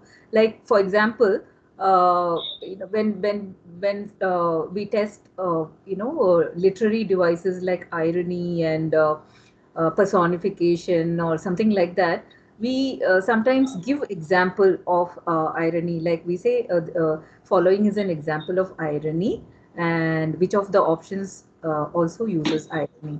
That sort of an acceptable practice there. So because otherwise if we just ask which of the following is a portmanteau word, then it becomes like a test of academic, vocabulary. So to avoid it, they give it. Ma'am, but at the same time, we have been told that we should avoid asking such questions. We have been told that we should avoid such questions where definitions is being given there. We should avoid. I'm not saying that it is not in practice, but we should avoid as a we should avoid. Generally, it is better to avoid.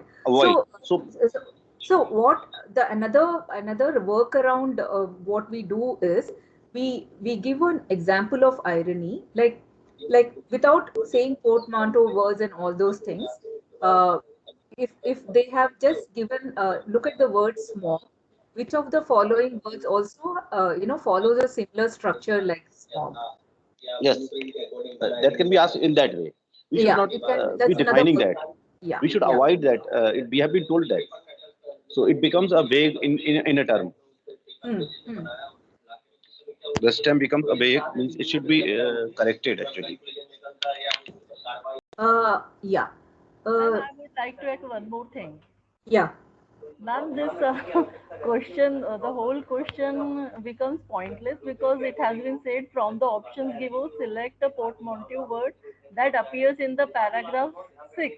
So, ma'am, only workaholic is given there, so it's very easy to pay. The student doesn't need to understand how to make portmanteau words. Yeah, he can easily pick workaholic. Only this word is given there. In paragraph 6, there's no other, the other options are not there? Coexistence? No, ma'am. No, not at all. I was just going through the paragraph right now. Oh my God.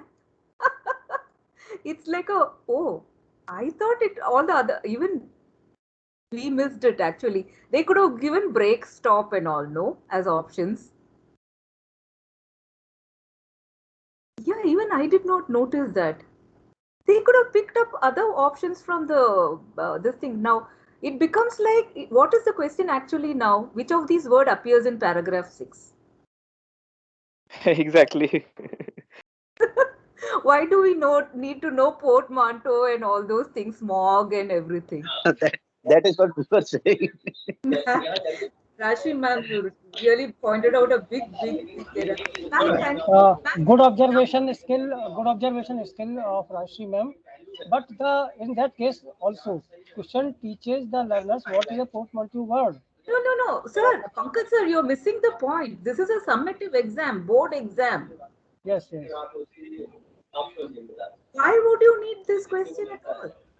Imagine this is a question that CBSE board has created, ma'am. Rashmi ma'am, can you, you can easily write to the CBSE board and ask, what are you testing? Are you testing reading comprehension or word spotting? Yes, ma'am. Right? So, when you're saying summative exam, see, if we can justify any question, Pankaj sir, the way you, when you're saying that it is a okay question, in that case, I can say, what is the, so there are 6 paragraphs in this passage.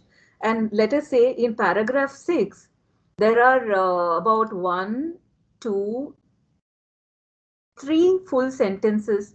There are about 75 words. I can make 75 questions on this paragraph. I can challenge myself and say, using every word in this paragraph, I'll make a question. Will I be justified in saying these are all these 100 questions are reading comprehension questions? Not possible. Yeah. So it is not about, whether it is a question or not. I can make any number of questions. But are you testing what you are supposed to be testing? Are you testing reading comprehension? Are you testing analysis? Are you testing evaluation? These are the broader points. It's again, I will go to the analogy of wearing a shirt and dress and going without ironing or without cleaning it. So in that case, it's not a valid question. Pardon? In that case, we can say that it's not a valid question.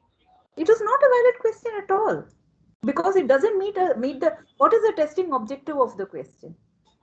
If you write a testing objective for the question, what would it be?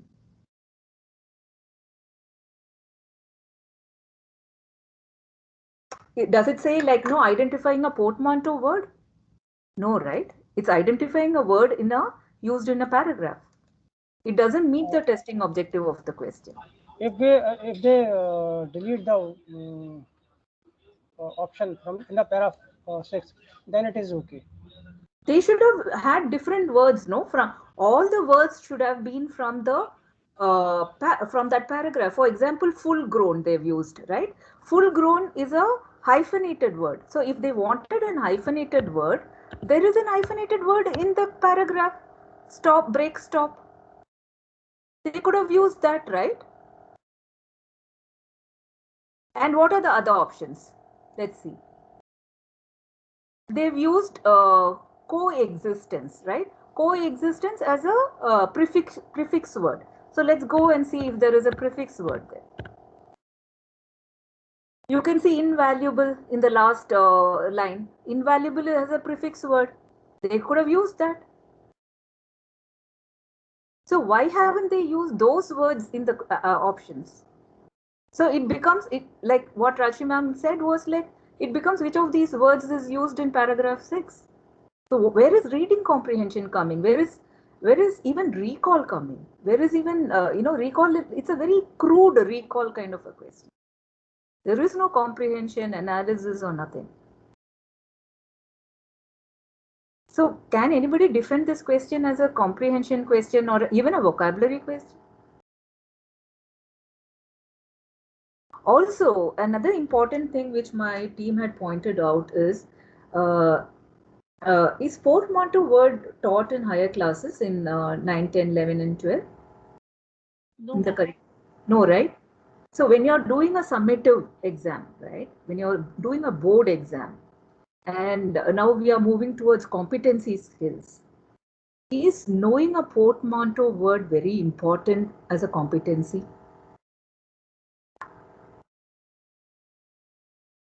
No. In my real life, will I be penalized for not knowing a portmanteau word? Is that a real life competency I need? No. No. An emphatic no. It's a very trivial, fancy concept. What our children should know more, that's where the UBD comes into picture. Remember the session on UBD, understanding by design? You test core concepts, the concepts that are more transferable to real life skills. So who cares whether it becomes? Yes, just sir. Continue. I'm sorry. Continue. No, sir. You continue. No, I just got a word from the WhatsApp that it's like asking a question that what we say, want to know what we say in WhatsApp message. Wanna know. We can do in that way. So we cannot ask such question in any actually academic exam. In a summative exam, in a board exam, where students are going to 11th and from there to college, this is not a college or career readiness kind of question. This is a very fancy question, which is not required in a CBSE board exam. There's so many other vocabulary points you can test. Multiple meaning words, homonyms, homophones, so many things you can test. What is portmanteau here? Anyways. But ma'am, is there any harm asking such questions? Because he is also going to know something more about the word category. We are testing students on core competencies. So the question definitely all the questions are based on core competence. Besides that, some such type of questions. Okay, do you agree that this portmanteau, knowing a portmanteau word, is a core competency? No, that is not a core competency, but such type of questions. Does it, okay, let me ask a follow-up question. Does it deserve a place in a summative exam? No, not needed. Yeah, that's all. You can do this in a formative exam. You can do it in a classroom. See, when you've taught, these are in the UBD. If you see understanding by design, right? The first is core enduring understandings. Like the child needs to know why they are learning these words, how it will help them in their real life. The second one in the understanding by designs is the essential questions, that must do and must know kind of concepts, right? Where the core competencies come. Then it is like, no, building on that, no, very nice to know things which will like make your vocabulary fantastic. At that level, a portmanteau word is a very good word to have. So this is a question you will, use it for a formative classroom when you want to have a engaging, debate or a, brainstorming session and things like that. Then you can have these words. But if your answer to the first two questions, one, is it a core competency? And does it deserve a place in a summative exam? If the answer for these two are no, it doesn't deserve a place in a CBSE board exam. It is a question. It is a question. It's a question that can be asked. All that is there. I will defend this question in a different context, but not in a CBSE exam. Ma'am, I want to say something about this. Ma'am, the other coexistence, full grown, and flourish. These words are given in the paragraph. In different paragraphs they are given, but not in the paragraph 6. Yeah, that's a point you made. Like, so you're saying none of these other words appear in paragraph. No, they are not in the paragraph 6, but they are in the whole paragraph. That's For example, coexistence it is in the present in the paragraph number 3. Yeah, that's what I'm saying. So, but they're asking you to look at para 6, right? So when they have said appears in para 6, why would I look at any other paragraph? As a student who's answering, I wouldn't look at other. Then I say, oh, nothing else appears in paragraph 6. So another point which my team pointed out was like a taboo item. So, workaholic derives from work and alcoholic. At EI content level, it would have been, we would have put a stop. We would have said, take a different, portmanteau word. Alcoholic is not a word we would want to use in an academic setup. So one more point which I observed right now. STEM is not correct grammatically, and there are some punctuation errors also. A portmanteau words here, words is not needed because correct. Very correct. Portmanteau spelling is there needed to make it capitalized. A portmanteau word. No. So they are saying a portmanteau and then words. There is a mismatch between the article and the plural form of the word. And portmanteau, I think there is no need to capitalize the P. No need to capitalize. There is a lot of formatting. And a comma is there also after parenthesis. That's not needed. Yeah, very good. So formatting, there are a lot of, punctuation and errors. Very great.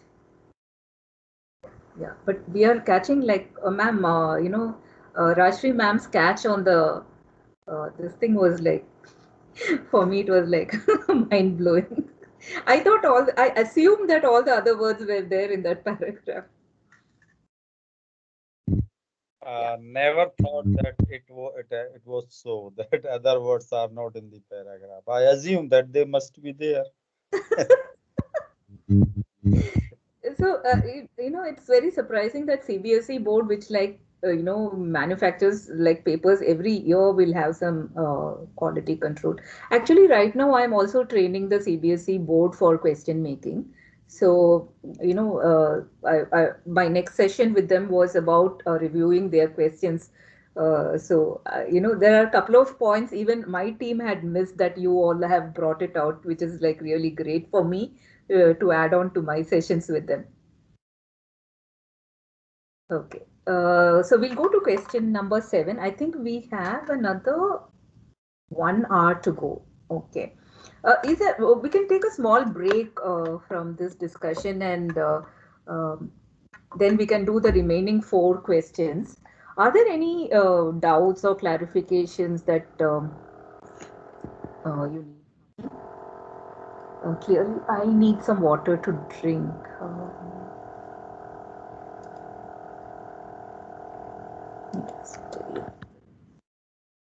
Yeah. Okay. Are there any questions or clarifications?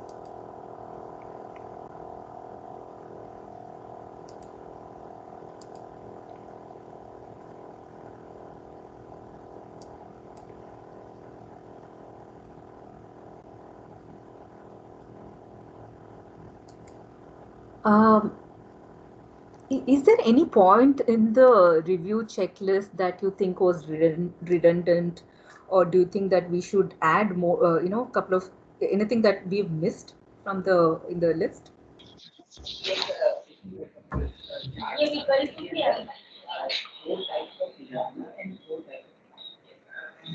Yeah, Amit sir. Okay, thank you, sir. Actually, there are some points that we should add. There is an option for grammatically follow the stem. Okay. But there should be an option for grammatically correct means if the options are in sentence, so that can be incorrect, na? So there should be an option that if the options are grammatically corrected. Options to be grammatically correct. Okay, and I think okay, not actually. That's fine. Otherwise, I was thinking about the option 8 and 9 point. Only one is needed. Okay. Is the correct answer exclusively absolutely correct? When the answer is actually means you can say the correct answer is exclusively correct, and we need not to say the point number 9. Or if we are mentioning the point number 9, we need not to say point number 8. So there have been questions where both the issues have appeared. So that's why I'm thinking that okay, I did not think it thoroughly. Yeah, that's okay. That's okay. This checklist is evolved from years and years of review. So yeah. But the very point that you could double click on that particular point and be able to elaborate itself is a great thing. Ma'am, I would like to I would like you to elaborate on point number 9. Are the wrong options completely wrong but not actions? That came in the question number 2. No, ma'am, you yourself had elaborated on that. Like, for example, that question on a dialogue between those two people. Can you see my screen? 1 second. No, ma'am. Can you see my screen? Yes, ma'am. Yes, we can see now.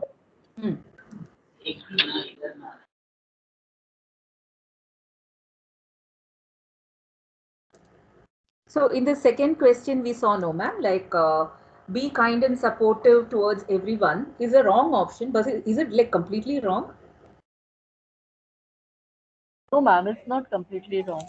So that is the point it was mentioning. Okay. Yeah. Ma'am, sorry to interrupt you. One more point that I noted actually. Yeah.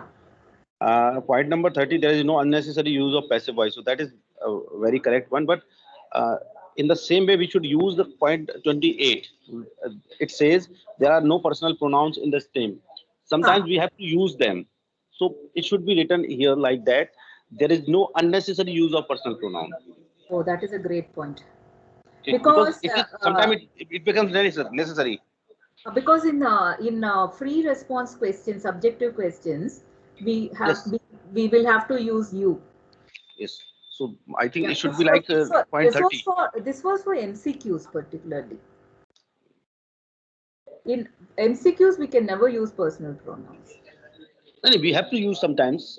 As for example, in the question related to the nature, what does nature teaches us? Teaches us. We have used that. So that is different. No, that is also MCQs. When I say personal pronouns, I mean like what does it teach you or teach me? What should we learn? Those kind of things. So there should be one more correction then.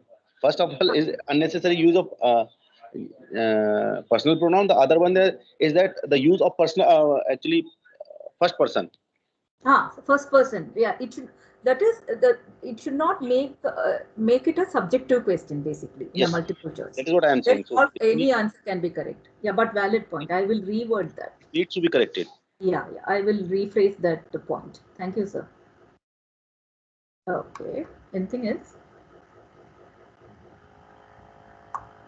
Not now, but if it comes in my time, let everybody know. Sure. So let Pankaj sir speak something. Pankaj sir, there is a request for your please till 6th question. No, very good facilitation by Bindu ma'am. I highly appreciate. But after the session, I want some more elaboration on some number of review list. So sure. if you want to please note down, that is number 10 from the review list, number 14. 1 second, 16. sir. I'm noting it down. Okay. 10, 14, 16. 21. 21. 26. 26. Actually, 26 is not conceptually clear to me. Okay. 29. 29. 33. 33. And last one, 37. 37. So please elaborate on these list items also. Okay, sure. So what we'll do is we'll do the remaining 4 questions and we will go through these points one by one. Excuse me, ma'am. This is yes, Garima, ma'am. Point number 11 also, I want some more elaboration. Okay, fine. Point 11 from that review list. Sure. 11. Yeah. Okay. So we'll cover the remaining 4 words, 4 questions, and then we will go to this thing. Just hold on for a minute.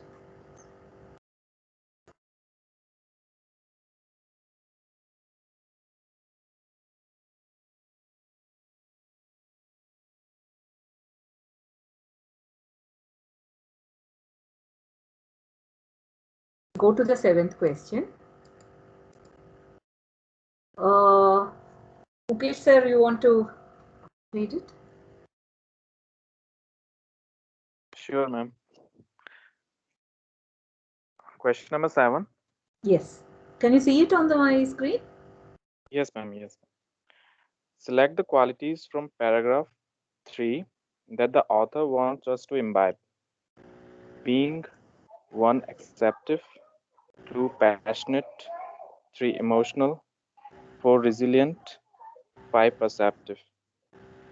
Options are 2, 4, and 5, B, 1, 3, 4, C, 1, 4, and 5, D, 3, 4, and 5. Do you want me to show paragraph 3? Or have you already have it with you?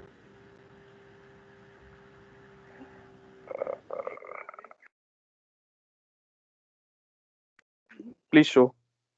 Yeah, okay.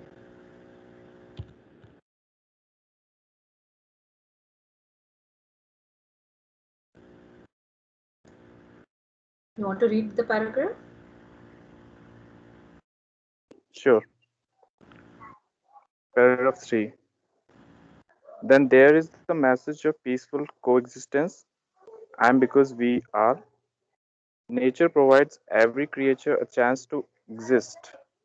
However, the existence of one creature or being depends on the existence of the other. The tiger eats the antelope. Without the antelope, the tiger wouldn't survive. Likewise, without tigers, the overabundance of antelopes would cause them to starve to death. Yeah. So that is the paragraph. This is the question. Joshi sir, have you reviewed the question? You sent it, but I did not get a chance to open it. I have reviewed it and I mentioned the point number 2 and point number 27. But before proceeding ahead, I want everybody to answer this question without looking at the options actually. What they think, my worthy and wonderful fellows, I would like to have the answers. Pankaj sir, Amit sir, please, according to you, are we able to answer this question with the help of the para 3? No, not at all. Not at all.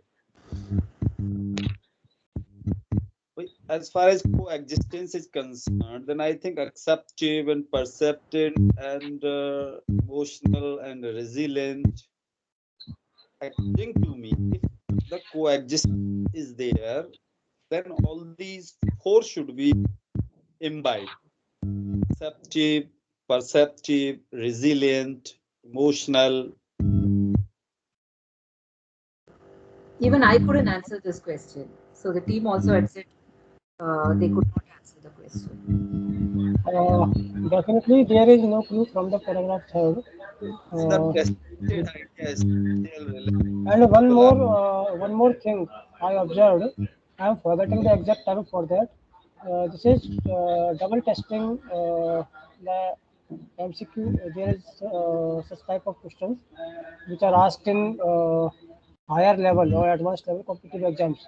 And they should not be asked in such type of summative level exams. We'll come to the format.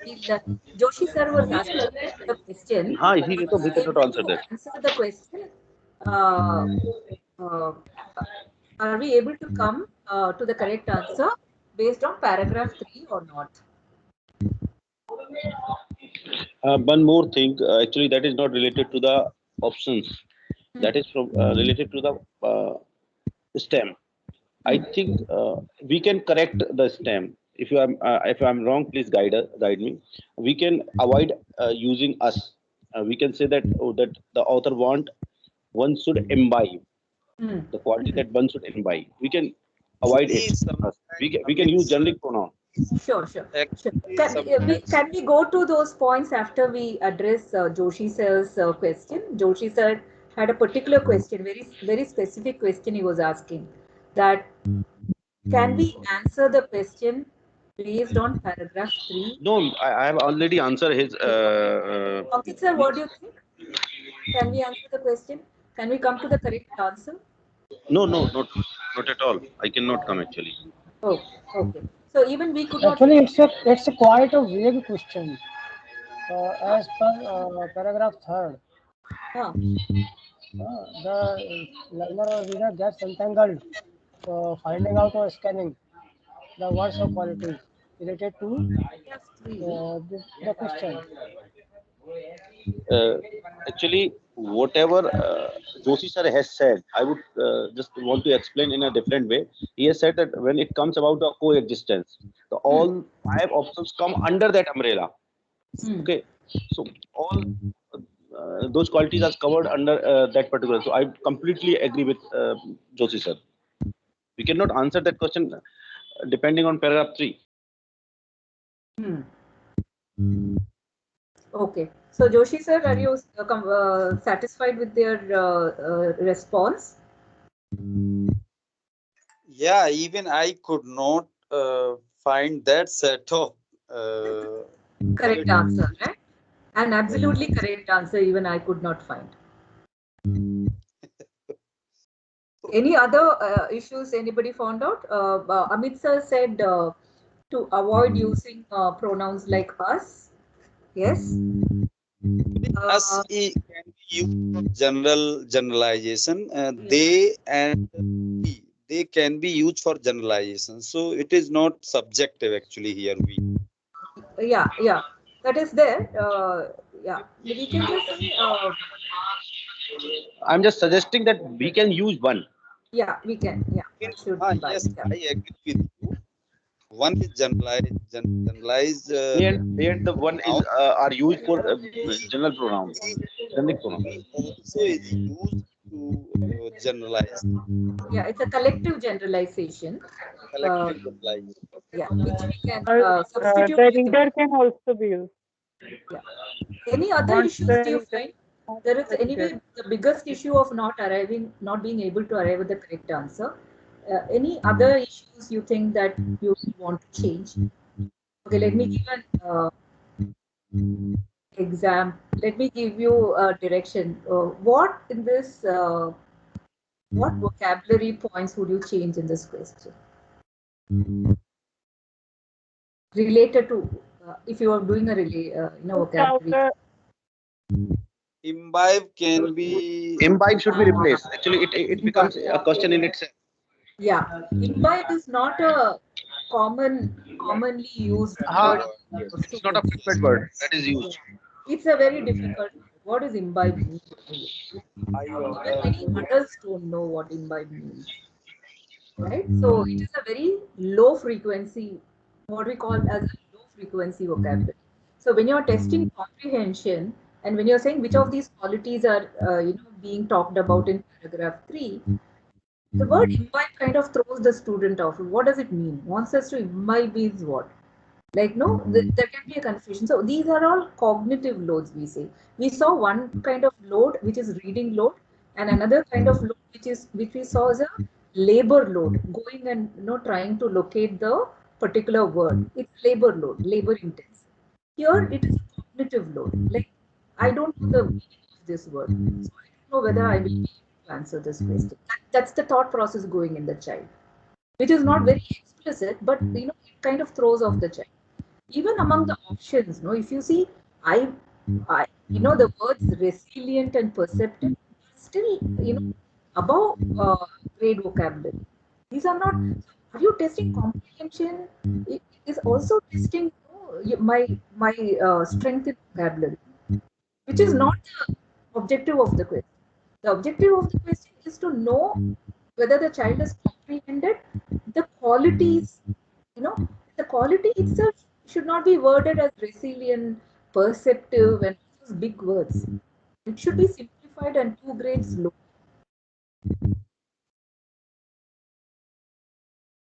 So, the words imbibe, resilient, and perceptive will be flagged for above grade vocabulary, which are not related to comprehension. That is one thing my team has pointed out. Yeah. I think otherwise, I think the big no-nos, I think we've covered in this question. Let's go to question number 8. Rashmi ma'am, do you want to read? Yes, ma'am. Which of the following is shown by the changing of seasons? Option A, the beauty of nature. Option B, nature's creativity. C, all seasons are equal. D, nothing lasts forever.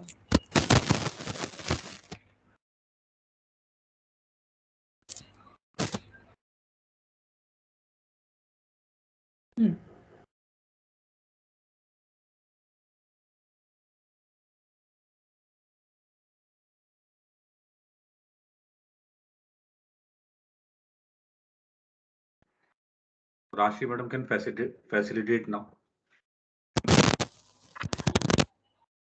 I would like to invite views from my fellows.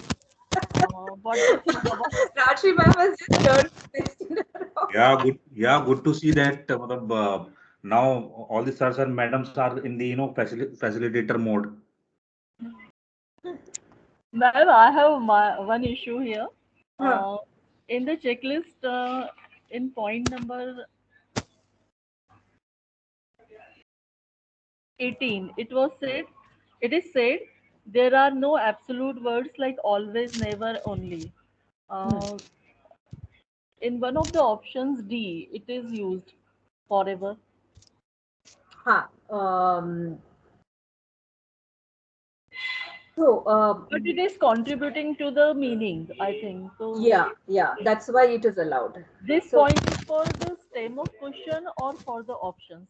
For framing the questions, and also certain options where it can make the option sound ridiculous. Okay.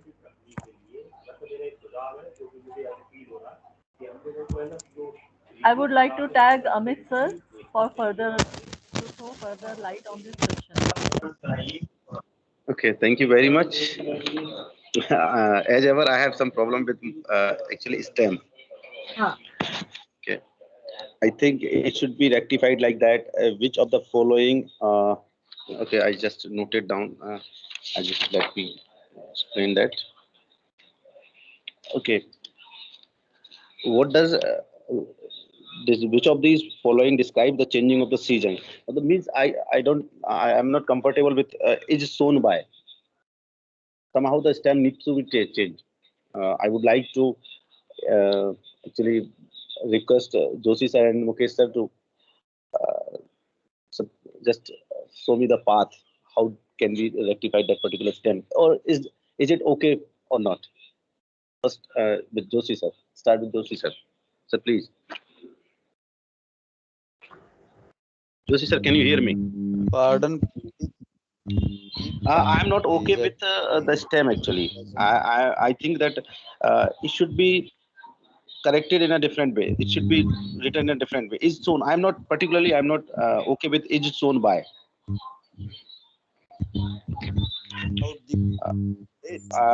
Means I want to change in a way the season, the change of the season represents or signifies these words. So please guide me. What do you think that is okay, or are you okay with is shown by? Actually, this is passive form of the sentence. So your voice is breaking, sir. Whether it is necessary or necessary. Joshi sir, we can't hear you. Joshi sir, your voice is breaking. Ma'am, it's again in passive voice. The question is in passive voice. Yes, that is what I am saying. So it can be one. Amit sir is. I don't know whether I'm interpreting what Amit sir is saying. Whether I'm interpreting correctly. One is the passive voice use. When it comes to the passive voice use, like what I'd like unnecessary use of passive voice. When I say unnecessary, does it cause a lot of reading hassle for the child? In that manner, is shown is relatively a easier form of a passive voice, which should not be very difficult. I think the second point, if I am interpreting what Amit sir is saying, that is shown by is too literal. Yes. Like it's too literal. Like, no, is it better to use words like what does the changing of the season represent? Represents. What does it signify? Symbolize? Signifies. I'm trying to say that. Yes, that is a very sophisticated point, and which is a very good point actually. Okay. Now I would like one of the sagacious person that I have ever met, Joshi sir, to just take over from me and facilitate that question further. If he is audible, otherwise I would just say request Mukesh sir to continue.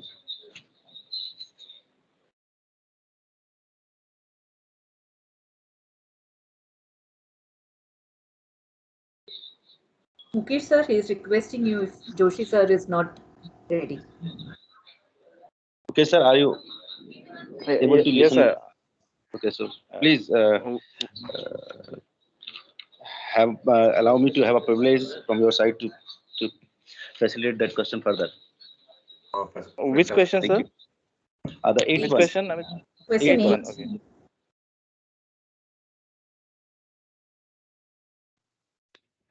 Oh, sorry, I couldn't get you exactly.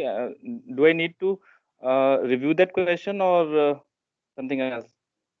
He wants you review to at the review at the same time facilitate as well. Okay. First, I think one thing that I have noted in this question is punctuation. Please interrupt if I'm wrong. I think option B. Does this option require a period? Can anyone tell me? Option B. No. Even A, beauty of nature is a phrase. It's not a complete sentence. A and B are not complete sentences. What about the others, C and D? They are complete sentences. Okay. So one thing that I have noted about it, wrong punctuation. And I would like to come at Amit sir's point, he was not convinced with is shown, right? Yeah. So I think Bindu ma'am has all satisfied answer about it, that we can use the words and signify. Yeah, that was given by Amit sir only. He only suggested the alternatives. When he suggested the alternatives, I got his point of like, no, is shown is very literal in meaning, like, so. Yeah, but yeah, Mukesh sir, the very important formatting point you've noted of punctuation. Like even when we say options have to be parallel, no, even grammatically parallel they should be. Like two of them should not be phrases and two of them complete sentences. Either make all of them phrases or all of them as complete sentences. So that is why I just tried to say when I said that, okay, when we say that the stem is grammatically corrected, so there should be a check option in checklist that the options are grammatically corrected. Very good. Yeah, very nice. Very nice. Yeah. Otherwise, I think the question is okay. Like it is testing important reading comprehension skill, and no, all the other things are fine, except that and the correct answer is also completely correct. All that is fine, but there are these two things which was that was pointed out. So I think we have another half an hour. What we can do is I will take up the points which Garima ma'am and Pankaj sir have pointed out in the review list, and we will discuss that, and then if we have time we will go to question 9 and 10. Okay. So I'll go to the review list. We'll go through those points which have been raised. Okay. Can you see my slide? Yes, ma'am. Okay. Option. Okay. Review point 10. Do the wrong options function to trap student errors and misconceptions? Right. So when we said, why do we use multiple choice questions? Why can't we just use subjective questions? Like even if it is a one-word answer, like why can't we just say, what message is conveyed by paragraph 3? Why do we have to give 3 wrong options? To check the misconceptions. Yeah. That is why the wrong options should work on certain misconceptions. For example, if you see, question number that very bad question on that portmanteau question. So here they have used, what are the misconceptions they have used? Here they've said a combination of words like smoke plus fog, right? Here the options are playing on, co plus existence, which the child might interpret it as two different words, like a prefix as a different word and the second word as a different word. That is one misconception or a common student error. And if you see option C, full grown, though they are, it says blend of words, right? So they take two full words and combine it, full and grown. Whereas portmanteau words are words that are partially combined, part of the words that are combined. So if you see two words, so the child might think, okay, two words, C as two words, and A as like partial word and one full word. So these are the common errors that the students can make. So that's why it says, though here the options have been well thought out, the question itself is fundamentally wrong. It doesn't meet the objective. Pankaj sir, did you get this? A point on options should trap misconceptions?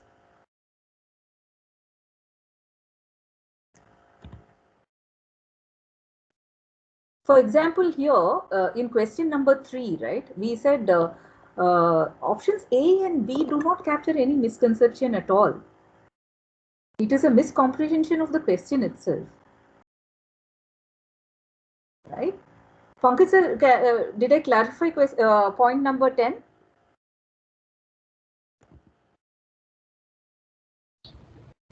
Yes, ma'am. Okay, then I'll go to. Ma'am, may I say something? Yes, sir. I'm just putting an example. As for example, question number 7, as Joshi sir said that okay, all of these qualities are under the umbrella of that particular word coexistence. Question number 7.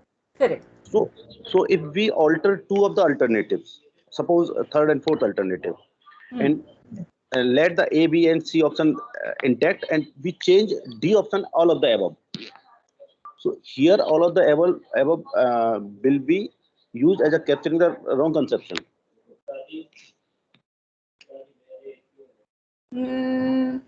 All the you mean all and then 1, 2, 3, 4, 5, all of them. Yes.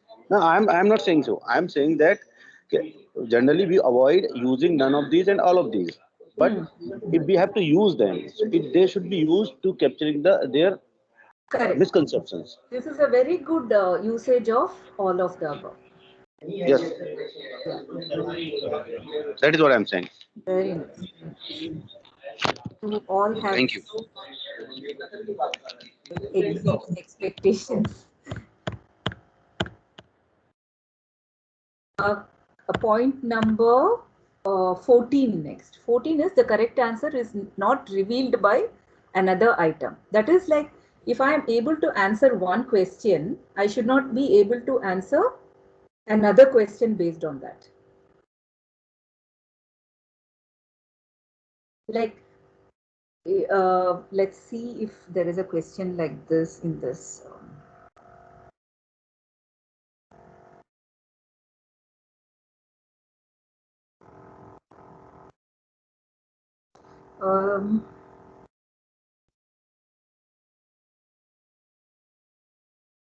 So, can I show you, I can explain that with another passage. Just give me one moment to open that passage.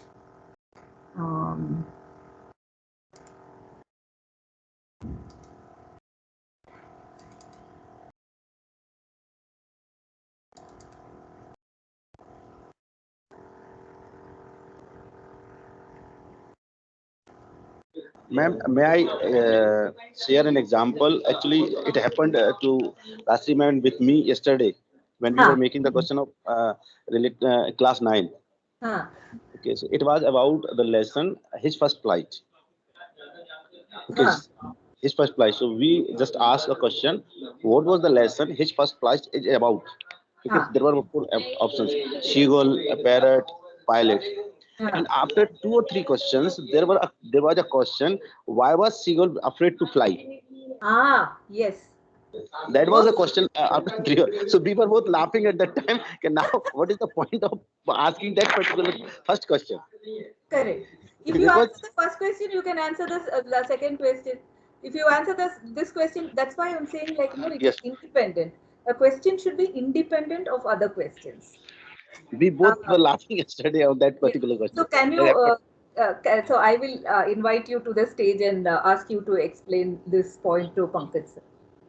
No, I think he's sitting by me. So that is what I am trying to say. Means you should not put such a question that can help to answer another question. Another question. Yeah. Pankaj sir, do you want another example? I can show you from class 12 CBSE paper.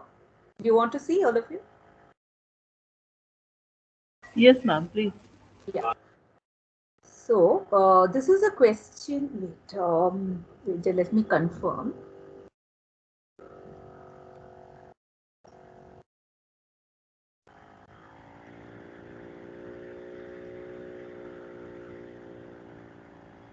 Just hold on. I just want to check one more thing.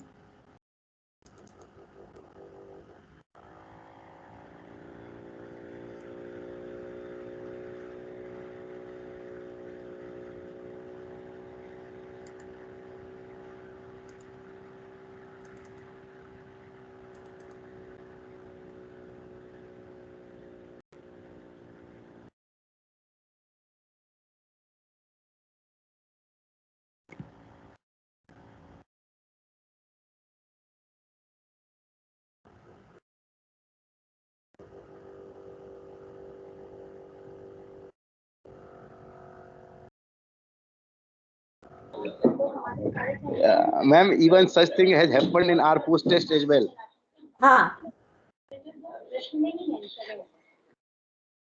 Sometime it has happened in post test as well. Sir, what you should do is you should compile these questions, and when you're facilitating, when you become the facilitator, right, you should use these questions as examples and show it to your teachers when you're facilitating. Okay. So you should document these things. So that will be good for our help.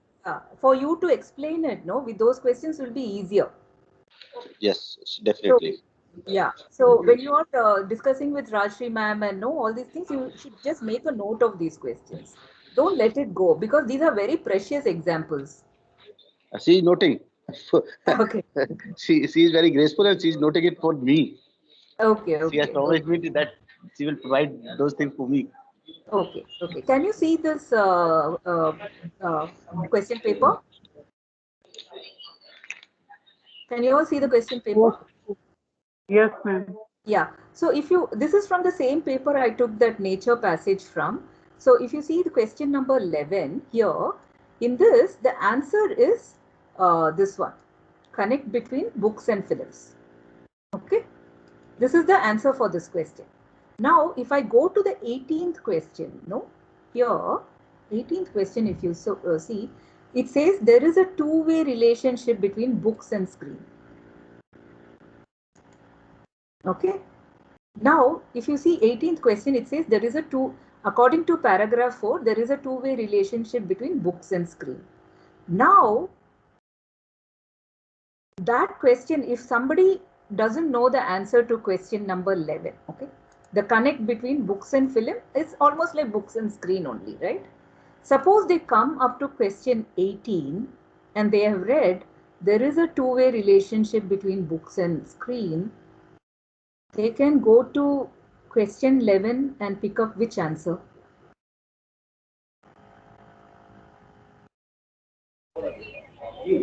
D, option D. D, right? Yeah. So do you think these two questions are independent? No, ma'am. No? The last question, it is giving a direct clue. Direct clue. So, so, one question should not clue into another question. That is the point of that review point number 14. Mukesh sir, is that clear? Yes, ma'am.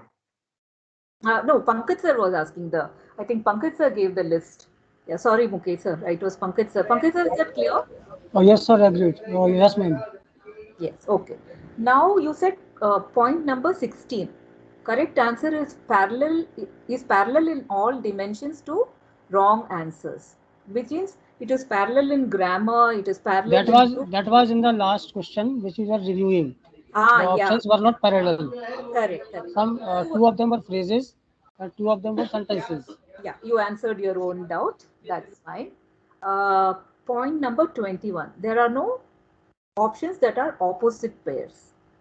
So, none of the questions we saw were opposite pairs, but they were kind of, in question number 1, I think, if you see partial to joys in life. Oh no, these were so A is in one side, B, C, D are like on other side, like they are almost opposite of A, right? So, but usually what we mean by options such as like, if suppose these answers were balanced in our emotions, not balanced in our emotions, those kind of opposites. Is that clear, Pankajji? Yes, ma'am, but these questions have been put by me, but actually these are questions for all, I think so. So these questions are for all, from all. So ask others compliments or comment whether they are satisfied or not, because these questions are collectively and presented by me. Sure. Sorry, sir. I apologize for that. So if other members of the team, do they have any more question or any other query regarding this question? So let them give a chance. Yeah, this point, is everybody clear that we should not have opposite pairs? Yes. Yeah, okay. So 21 is covered. Let's go to 26. Pronouns are referenced. Oh, sorry, I should have elaborated on it. Suppose I don't have a narrative. Wait, let me try to pick up a. Just give me a second. Let me try to pick up a suitable example for this.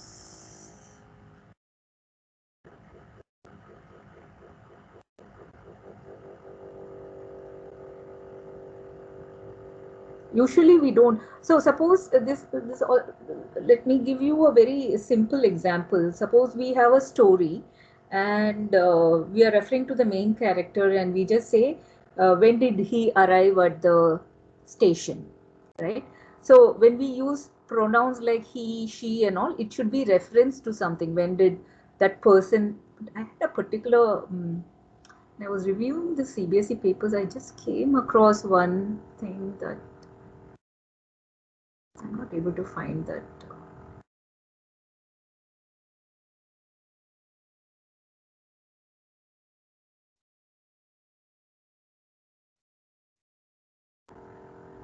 Okay, for time being, let me just explain in a simple manner. Don't use, pronouns without any reference. When you're saying he and she, if there are multiple characters in the story, we won't know which he or she is being asked for. So it's better to give the proper noun or say like, reference the person who is being talked about. That is that is all about it.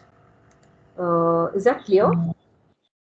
Yes, ma'am. it is. Yesterday, Rashmi ma'am put a wonderful example to help me in that way, and she's going to tell that example. Oh, wonderful. No, ma'am. Actually, we were framing questions for the class 9, and there was a question about Anne Frank. What did she write in her diary? That was the question. So instead of she, we changed it into what did Anne Frank write in her diary? Very nice. Wonderful. Yeah. So, yeah, I'll go back to the.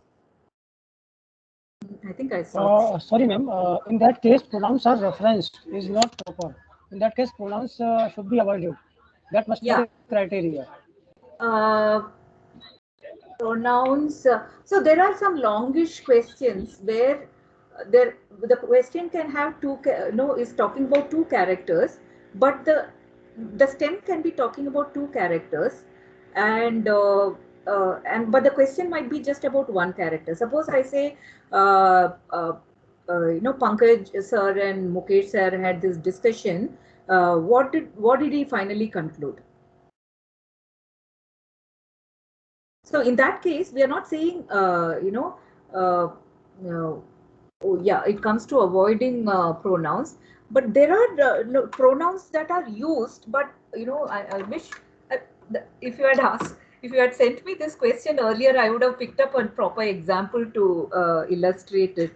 But anyway, you got the main point, right? Like, just keep the... Clear, ma'am. You can share it in the group with examples.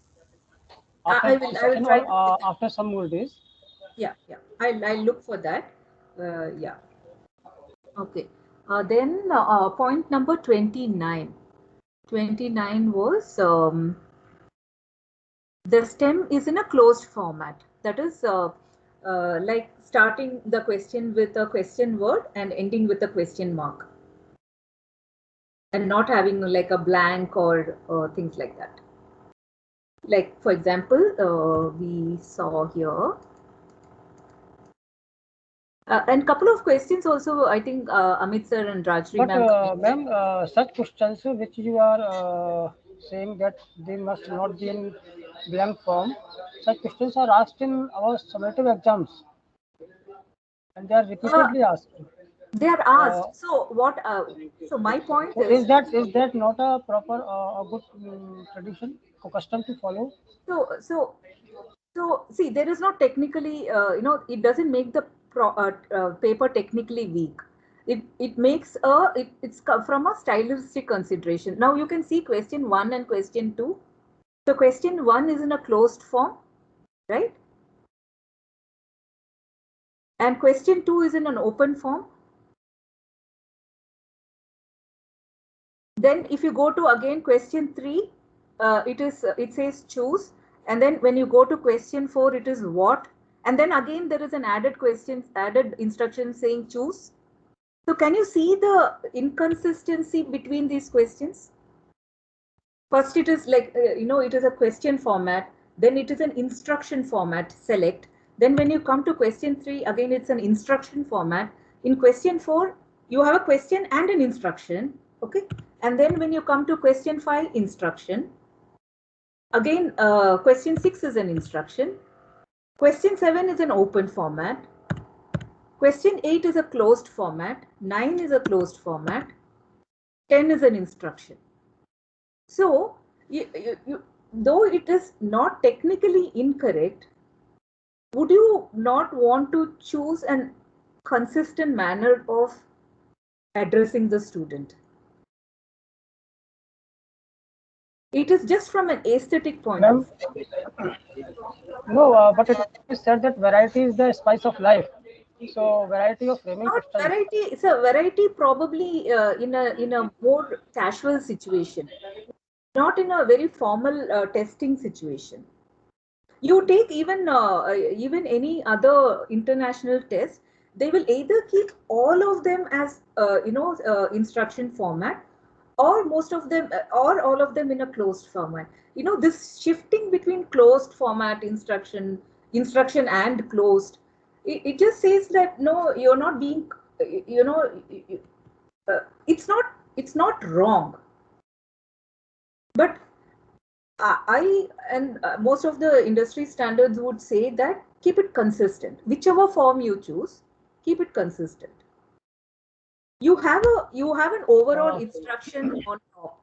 If you see some of this thing, they will keep here also.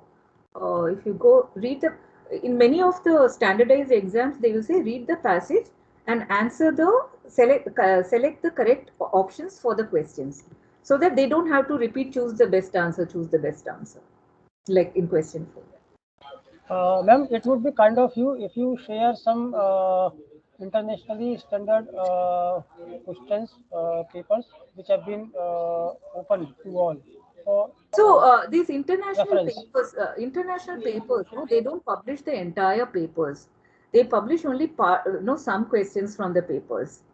So anyway, let me see if I can find some. I will. If I find any full papers, I will share. I have noted it down. Ma'am, this is Garima here. Yes. I also have one query. Ma'am, could you please share one example of closed format question of?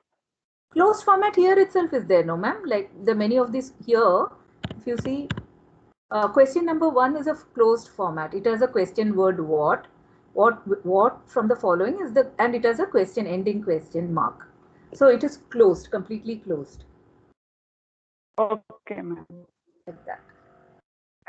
And then what is open format? Is it short answer questions or long answer questions? Are they open format?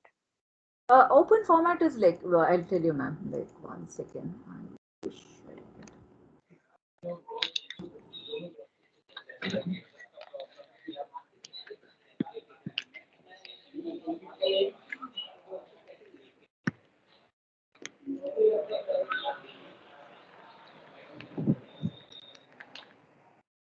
पता नहीं बोल रहे लोग के लड़ रहे वहां लोग बोल रहे लड़ रहे Can you see this question paper?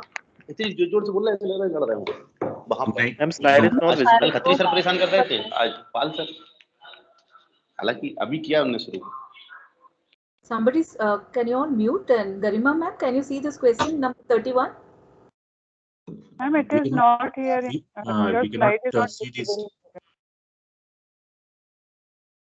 It's not.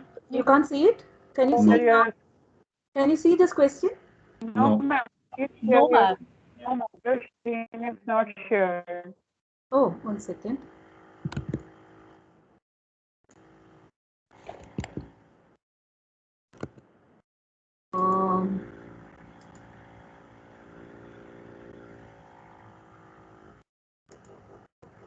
Can you see now? Yes. Yeah, it is visible. Yeah, question number 31. Yeah. Can you see? This is an open format. There is no, it just says like Sahib's muttering and looking away suggests his. This is an open format. It doesn't start with a, it doesn't say which of these is suggested by Sahib's muttering and looking away. Suppose I want to change it into a closed format. I will say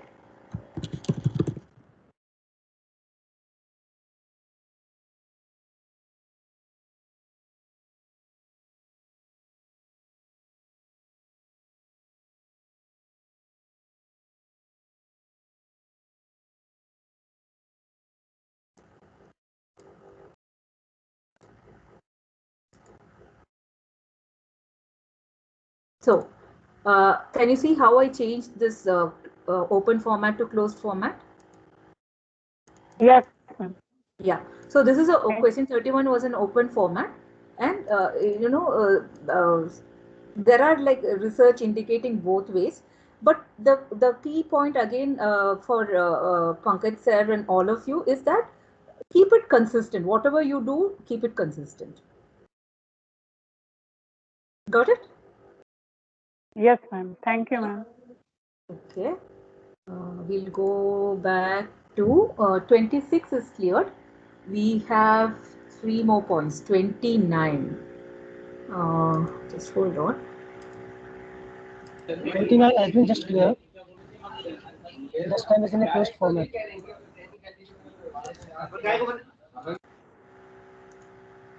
So 29 is 29 is the one we just finished. The stem is in a closed format. Now we have 33. Context, relatable and engaging. This is Pankaj sir, what is the, like if when we are testing grammar and vocabulary, it's better to have context that is relatable to that particular grade. If I remember right, one of the questions I saw, like basically it just says it should be interesting for that particular grade. You should not like talk about very adult subjects and no subjects they cannot relate to. Is that clear, all of you?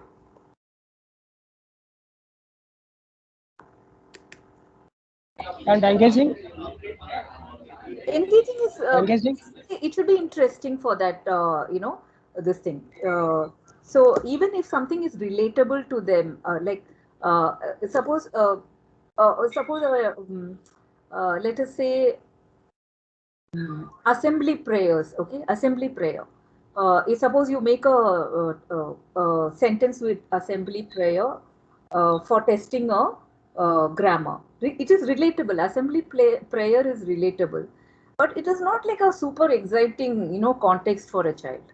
I mean, I'm not saying it should be super exciting, but it's like, it's okay. Like, it's not like the most engaging part for them. So something that is interesting, that not bland, basically. So some context can be relatable, but very bland. Some can be,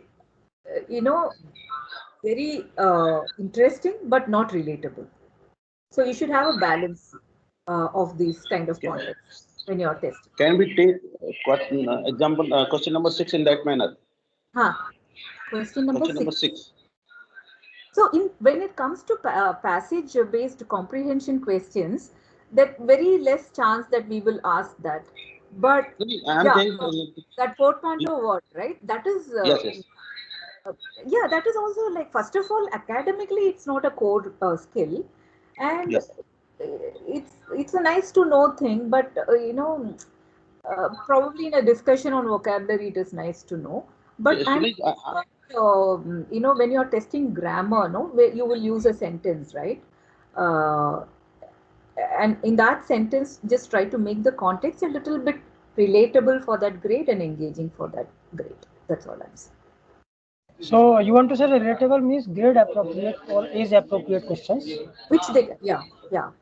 And question that we are reviewing the question with reference to the grades only, because these all parameters cannot be applied for all exams, for all level of exams. Is it so? I think. Pankaj sir, what Bindu is trying to convey here is that if there is going to be comprehension or a paragraph which student has to go through, so it is relatable in the sense that whatever written in the paragraph, options have to be there from the comprehension only or the paragraph. So it is relatable. And point number two, Bindu, if correct me if I am wrong. Point number two, it is engaging in the sense that instead of this prayer, we can correlate activities or give them the paragraph or writing better in terms of activities like he is engaged in the play of cricket. Yeah, his day, he's he's fond of this football match, something like that. More engaging, more like that they can they are interested in, basically. Yeah. Okay, we'll go to the last point, Pankaj 37. Sir, I think Garima ma'am asked for. Pankaj sir, I think I've been able to clear your doubts, or still you have got some. No, sir. We will discuss it later because you are here. Sure, sir. Okay. Okay, one last point. Garima wanted to know review number 37. That options are in some logical order. Like suppose you have, suppose let's take this one, okay? And suppose there is a question on which paragraph talks about coexistence. Okay. Suppose I have a this thing.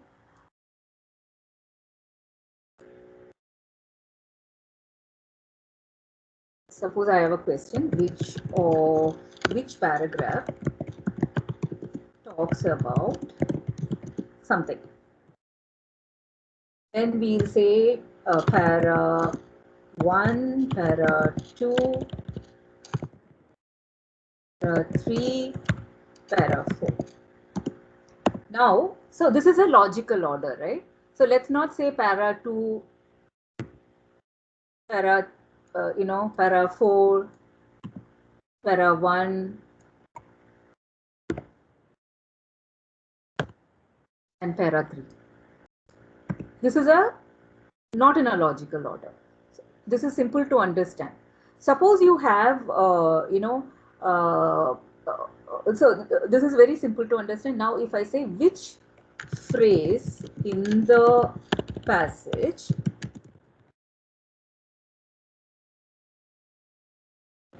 whatever. If I want to highlight four phrases, okay. Suppose there are two phrases in this thing. Suppose I say okay, equilibrium in life is one phrase. Then if I say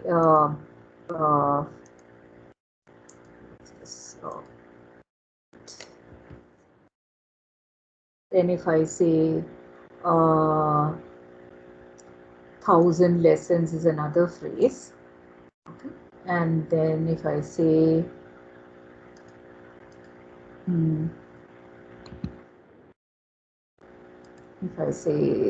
for example, capable of, they're just nonsense examples. And then if I have another option, say humble beginnings. Okay. Now, if I say my question is which phrase in the passage means XXX, and when you are quoting the phrases, order in which they appear in the passage. You should not go from equilibrium in life to capable of supporting to others.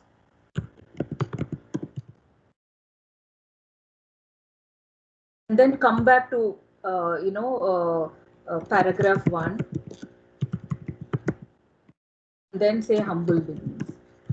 So what this avoids going back and forth in the passage. So remember the labor load we talked about. So it should be like ordered in the manner the phrases appear in the passage. So that's what we mean by logical order. So as appearing in passage, and suppose you have single words, for example, let's see if there is. Okay, this can you see question number 6? Okay, that is again they come in the paragraph, so they should appear in the order of their appearance in the paragraph. I'm looking for other single word. Suppose this is not, let's assume that question 6 is not about a paragraph. It's just independent words. In that way, you can either arrange them in alphabetical order or in order of their lengths. So these are from aesthetic viewpoint, just to have a neatness or hygiene kind of this thing. So appearing in the order in which they appear in passage, alphabetical order, in the order of their length options, or if you have years, it should be in chronological order, and if they are numbers, to be in their numerical order. Is that clear, Garima ma'am? Yes, ma'am. Thank you, ma'am. Okay. So we have covered all the points which we wanted to discuss, and we are exactly at 1 minute, to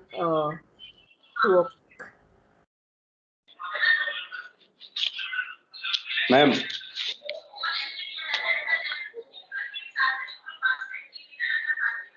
Am I audible?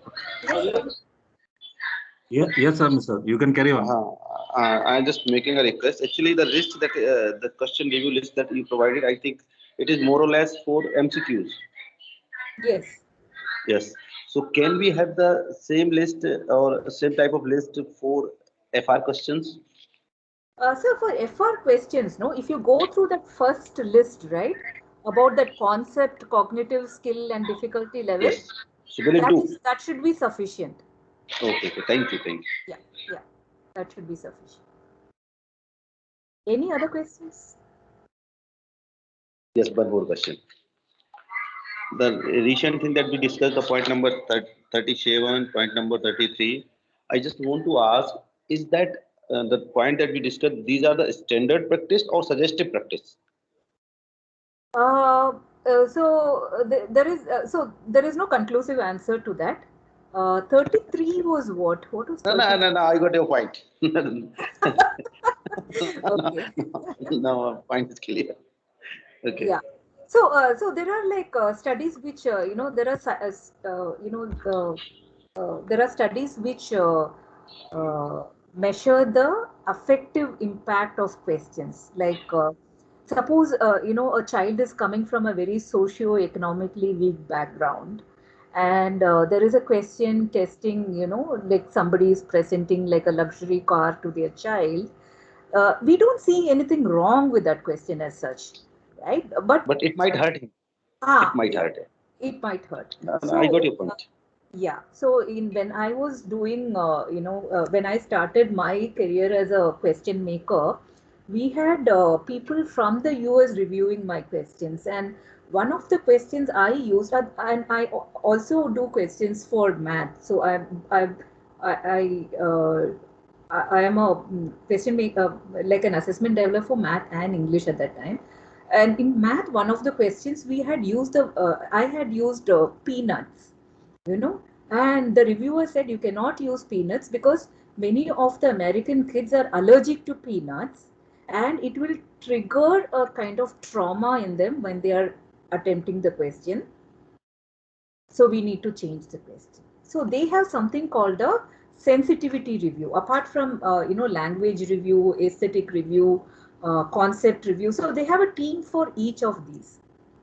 So right now I'm doing a review for everything, right? But they have a team for each of these factors. So there is something called a bias review, and then there's something called a sensitivity review. So if they think that any of the questions can trigger a kind of a negative emotion or a traumatic emotion, then they say you have to change the question. You have to change the context. And even hurricane, even things like hurricane and all, and many people have lost their family members to hurricane. to the pandemic and things like that. So we do not want to trigger those memories in them when they are attempting a serious exam. That okay, thank you. I got the point. Yeah, thank you, sir. But ma'am, questions are asked in summative exams. Questions are asked to write your short article on COVID-19 pandemic and corona and such type of questions. So, are these sensitive? Those questions, if there is a scientific point of view, if it is in a science question, it is fine.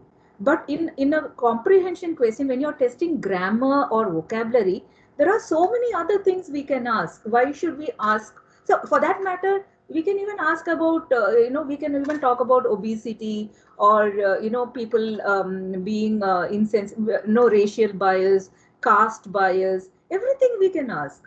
But then why? The question we should ask ourselves is why? Don't we have any better positive role model context to use? So again, the point is not about right or wrong. The point is about what will lessen the burden, psychologically, emotionally for the kid. So if I can argue anything as right, but that's not the point. So again and again, when we say that the question needs to help the child answer, it comes from all points of view.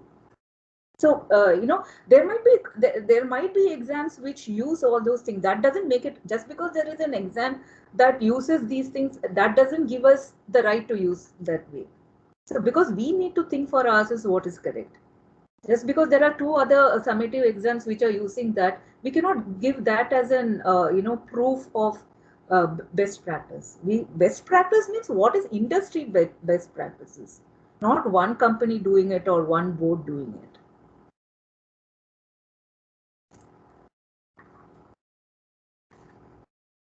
Thank you, ma'am. Two more questions are remaining for review. If you want do you want to do it? If everybody has time, I don't.